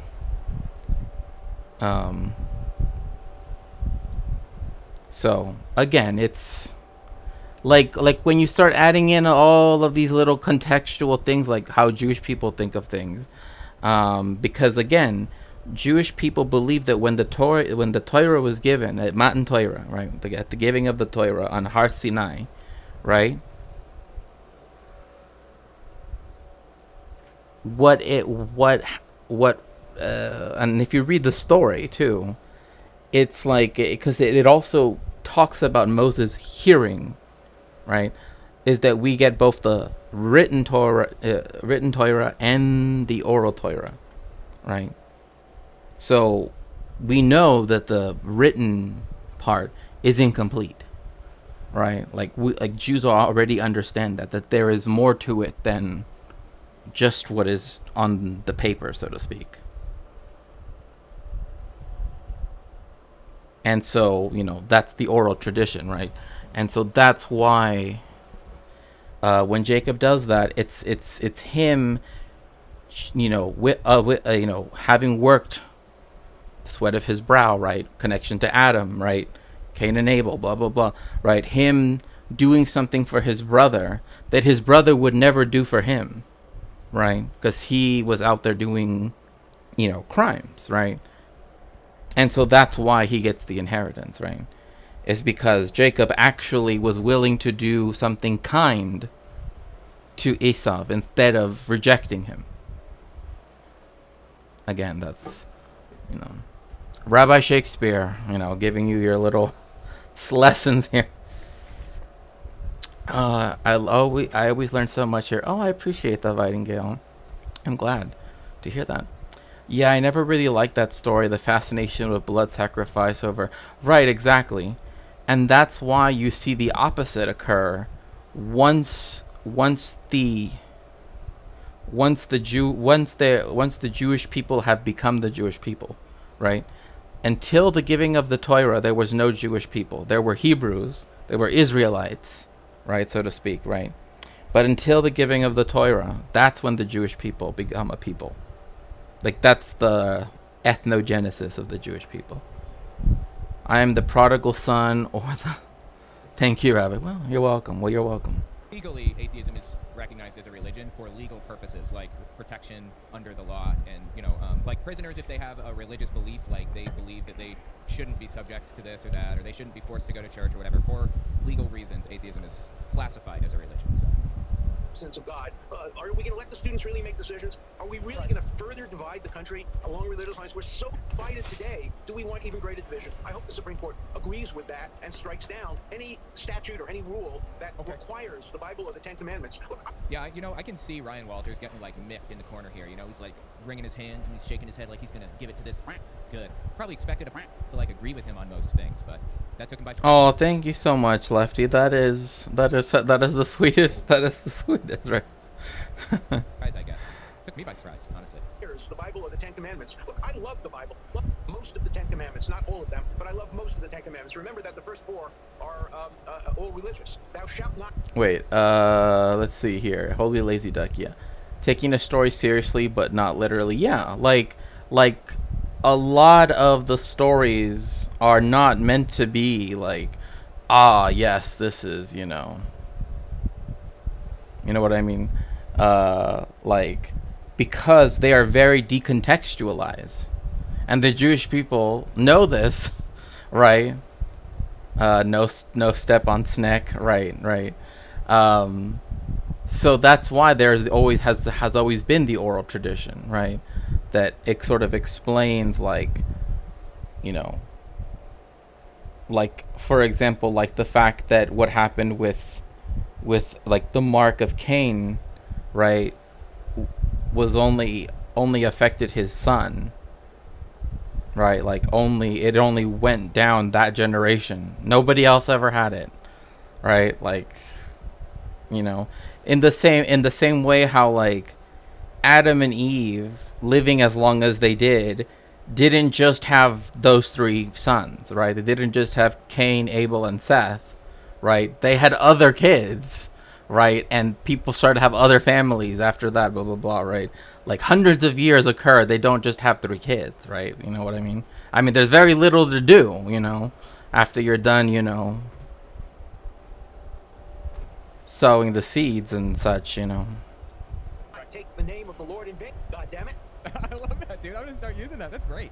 Thou shalt not take the name of the Lord in vain, goddammit. That's just the best. It's really funny. No. Why should we be teaching our students about not taking the name of the Lord in vain? Dude, look at Ryan Walters' face when he does that. When this conversation goes through. Listen to this one more time. Shalt not take the name of the Lord in vain. God damn it. Don't. No. Why should we be teaching our students about not taking the name of the Lord in vain? He's just shaking his head. Oh my gosh, he's like, graven image is everyone's favorite commandment, which is interesting too, because this is the reason why under Jewish law, according to Maimonides, right, or Rambam, a Jewish person can go into a mosque an Orthodox, a real, an observant Jewish person, but we could not enter into a church because of the statues, right? Like it's a very interesting, like having any, like even the cross and all of that stuff, right? So it's very interesting. Like that's why I've always said like Islam is far more like Judaism than Christianity thinks it's like. Yeah. It's an official ruling by, the guy who is often called like the eagle, kind of given this kind of like distinction as being like, I mean, he wrote the guide for the perplexed, right? You know what I mean? And the Mishnah Torah, Or I am the God who took you out of Egypt. Yeah, don't kill. Even that's a debate because the word okay, sorry. I know I've paused a lot and, this has been on Easter Sunday, right? And this is something that is seen as like true, right? Like as a fact in terms of, the Catholic Church, right? Like this is, right? They actually say we were slaves in Egypt and the Lord led us, as in the church, the Catholics, out of Egypt. Like they literally, I doubt their sincerity. Read that commandment. What do you mean, read that commandment of no graven images? Or of the ability to go into a mosque and not into a church. Like it's the reason why former chapels of what are now state universities, like at UCLA or USC or whatever, right, that they used to be more overtly Christian. Well, like, because before ecumenical or like what they thought secular was, in earlier times, usually meant like non-denominational in some way. But it didn't, because for a long time also, people of other faiths couldn't attend even state schools, right? People of other races couldn't attend state schools, right? There is a, like, trust me, there is a reason that I'm sure people can discern very quickly as to why as soon as BIPOC and other minorities, right, in general, get the access to higher education, that all of the universities that used to be free, like Harvard was free since it opened, when it opened in 1666, that then suddenly they began to start charging tuition. You know what I mean? Like, there's like this very interesting, like, so, thou shalt not kill. I've been to that mosque synagogue in Spain without pews that shifted hands. Oh yeah, for sure. Well, yeah. I mean, I think that he's about to say, if I think, is it?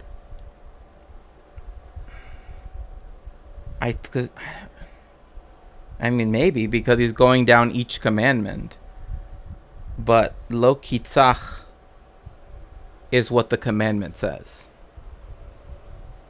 Kitzach doesn't mean kill, right? It doesn't mean kill in the technical sense, right? Like, it means to murder someone, right? So like there is a distinction, right, even in law, right, between murder, right, which is premeditated, right, and the fact that someone was killed due to gross negligence or whatever legal term you want to use, right? But lo kitzach means like do not murder, not do not kill as such, right? Again, some people might say that's a distinction without a difference, but like in law, it is seen as a difference, right? Because there's manslaughter, gross, negligence, right? The different levels of manslaughter, different levels of murder,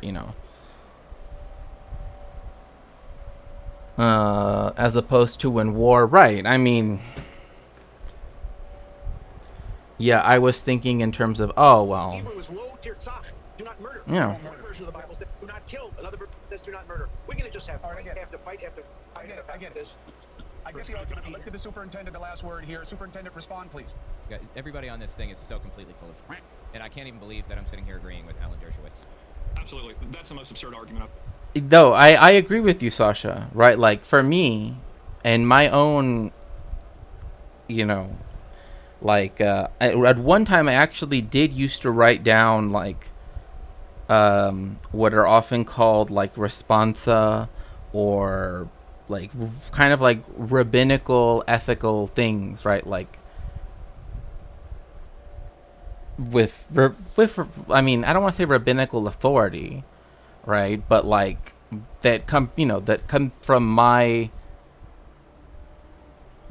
knowledge and from my reasoning and from my, as a rabbi, right? And like one of the things was like I kept thinking about the part in the Talmud where it says, like, how is it that we can say, my argument goes, that having saved one life from the pain of death is to have saved a world entire, and yet somehow still sanction death, writ large, right?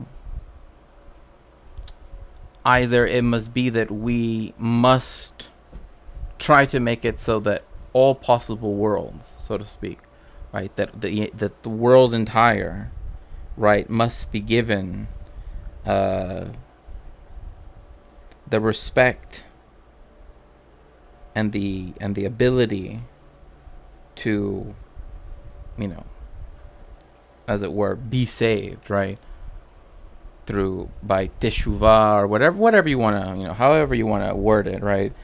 But the point being that if saving someone is saving the world entire, then murdering someone, killing someone is destroying the world entire, then it is against the idea of Hashem's creation to do killing, right? Like that was my reasoning back when I was in yeshiva. When I already was a rabbi, like back then, like that was my thing, right? Like that, like we should never unduly cause harm to any person because of the fact that again, using religious language, right? B'Tselem Hashem, right? Which is literally the name of of a human rights organization, right? But B'Tselem means in the image, right? Hashem of God, right? And that was kind of like a part of my rabbinical argument, right? Which is maybe seen as very idealist, but it's one of those things that, like, surely we should strive for a world where, saving the world entire is seen as of higher importance than if anything that could bring about the destruction of the world entire, right? Yeah. But anyway. Oh, I'm so glad to hear that, Omega Star. Yeah, I was not planning for it to be this long, but somehow we only got through one of the topics. I'm just very talkative today, I guess. I've ever heard. You're going to go back and say that we can't talk about references to biblical text and No, you can. Yeah, absolutely. You have a valid reason to reference the Bible, like you need to reference what Martin Luther King Jr. taught or whatever. Fine, go nuts. That's not what he's trying to do. He's trying to force teachers to teach from the Bible. American history. We can't explain to students why Martin Luther King Jr. referenced the Ten Commandments. Well, see, this is one of those things too, right? Like, the belief is, right, that that if we merit Moshiach, right, the world will be like Shabbat for, you know. And I said, well, again, this is another, it's funny you bring up another thing that I did write about, is that if our goal, right, is to merit Geulah, right, and then Moshiach, right, then we should not have a culture that is a gun culture, you know, a weapon culture, right? Because weapons, you're not allowed to have weapons on Shabbat. So I said, if our goal is to have an quote unquote like an eternal Shabbat, then technically speaking, you know, that's my argument, you know, for why, you know, we shouldn't. Because if you couldn't do it on a Shabbat, then why would we want to create a culture like in, you know, Israel, right, where they're absolutely obsessed with weapons, right?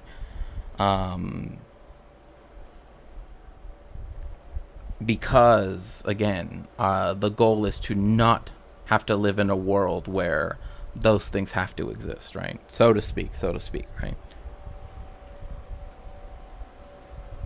At least do so like the Swiss. Well, I mean, you know, I mean, that's I mean, any individual community can do it however they want, right? Like, there's nothing against owning them outright, but on the Sabbath, right, you can't have them, right? That would be desecrating the Sabbath, which is a crime, you know. My point being that if that would desecrate the Sabbath, then to have like a gun culture like in Israel, right, is a desecration of Moshiach, right? Like we will never merit Moshiach and the Sabbath that will happen afterwards, right? If that's what the Jewish people are known for, right? Like Israelis, right?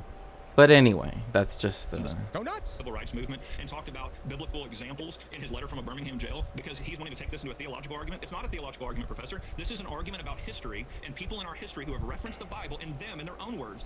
Well, you can reference that all you want, but yeah, alternative history, quote unquote, or pseudo history doesn't belong in a classroom. Claimed it motivated them. Absolutely, our students should understand it. Absolutely, our students should understand the historical context of the founding of our country. And so you're wanting to censor American history by not including the. I'm sorry, but I don't understand how reading a Bible, like the Bible, in math class, what that has to do with American history. Because he said every classroom and every teacher has to teach it. Like what? Like in PE, are you gonna like do laps? You know, like try to run the mile, and like coach is gonna have you like memorize like the Psalms, or like what are we talking about here? Like I don't get it. Like, how can every teacher be teaching the Bible? Especially because not every teacher is Christian, right? And like if they're a religious Jewish person, they can't. For example, like when I was a Hasidic Jew, you're technically, you know, you're not supposed to be reading, you know, like Christian stuff, right? But like if you're forced to, well, now you have people who, if they cannot do that, right? I think you specifically learn about cubits. Yeah, cubits and dunams and all of that stuff, right? And learn a lot about orgies, I guess. Which, by the way, orgy still meant things about food up until like the 70s in like very early 80s, like 1980 in the United States. Like, I don't know what it was about the 80s that like then it switched and then it became associated with sex. But prior to that, like if you watch like Little House on the Prairie, for example, which is an older show, right? there is an episode where they're like, and again, they're talking about a child, so you know that it can't be, you know, but it's talking about him eating candy, and it's like, oh, and then he'll have or you know what I mean, like, but they mean it in the classical sense, like back in ancient times, orgia did not mean something sexual. It actually meant, I mean, sensory, yes, but sexual, no. It had to do with a feast, right? Symposia, however, the Roman one, which now means like a conference, like a seminar, right? That used to be sexual. And it's weird how those two things have like switched, right? Like now a symposium is like kind of boring, right? Kind of like, you know, like me when I stream, you know. I know I'm kind of boring, you know. But anyway, but the other one, right? It's like it was about appealing to the different senses, right? So like there are these tales of like, oh, you know, that they would have a fish, right, that was presented, right, like placed on a platter and colored in such a way so that it still looked as if it was in the ocean, right? Like it was about the food, it wasn't about the, you know, but yeah, like a big feast. Yeah, no. It was not about that. What people often confuse them with are bacchanals, which did have some sexual element, but again, that's in Roman time. So it's after the Roman invasion of Greece. In our past, that's absurd. Our students have the intelligence to understand why. Which, by the way, it's not like the Greeks didn't have like 50 other things, you know, that were sexual. You know, like at least 50. You know what I mean? It's like the Greeks didn't, you know, like the fact that they had a term that was about food, right? I mean, there's like so many other things where it's like, oh, it's like you're reading the Odyssey and, you know, like, you know, like the reference of Aeolus, right, giving Odysseus the bag, right, with the wind in it, right? It's like, oh, but when he uses that word, right, like that word also was a way to say like they had relations, right?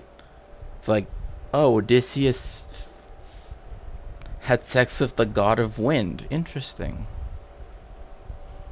Yeah, including the Olympics, which, by the way, if you were an Olympic, like, if you were an athlete, the way how they got your attention, because it was usually all men, was that they would tie a string around your particular areas, right, that are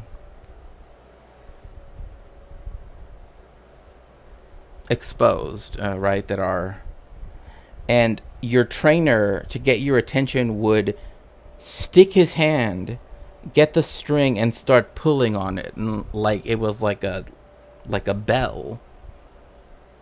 I guess that actually explains some. That actually might explain the British saying for it. Now that I think about it, but anyway. That's how they would get your attention, because, you know, you would obviously be talking to all of your Chad friends, right? But your coach, that's like, you need to still run one more lap, has to come over and like, ding, ding, ding, ding, ding, you know, which maybe also is why it's ding-a-ling, too, because the bell thing, anyway. Or like a leash. Well, there were 4 wins. Well, that's true, you know, but, you know.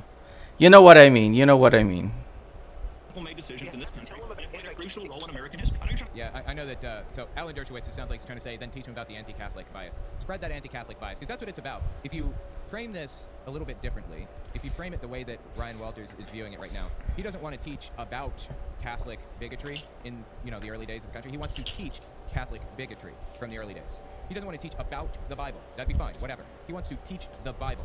And honestly, teaching about the Bible is irrelevant. Why? If you want to talk about the Bible, then give the Quran and the Bhagavad Gita and everything else equal time, in my opinion. Don't give them any time. Give them all zero. They're here to learn, about buoyancy and density and moles and chemistry and atoms and all that stuff. Not about Jesus and why. Tell them about a crucial role in America. Which, I mean,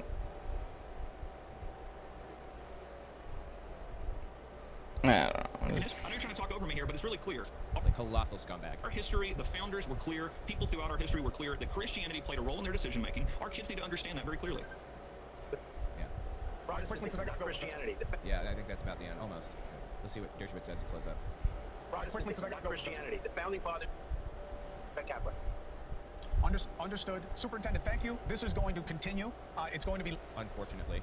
litigated in all likelihood. You are welcome here for the duration, Ryan Walters, to make the case as we go through. Okay? You'll get a fair shot. And Professor, thank you for the counter as always. Thank you for the benefit to the audience. These people are terrible. Seriously. Everybody on screen. And I'm so disappointed in Chris Cuomo. Anyway, the point is, Ryan Walters is setting out... The worst thing, too, is, oh, gosh. I never cut my hair this short. And I've gone to the same hairstylist, right? And they've always cut it the way I always get it cut, right? Because I don't like it short. And this time, I don't know what they decided to do, but they just decided to cut it really short, and I don't know why. Because it's kind of bothering me a little bit that it's so short, but. End of the empire. Well, one, they're not all tribes. Sorry, that's just one of my pet peeves, But another thing being that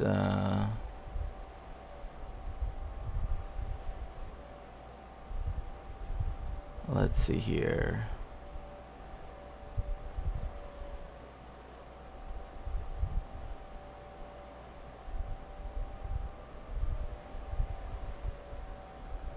Okay. Let's go with wave conjugations. I know, right?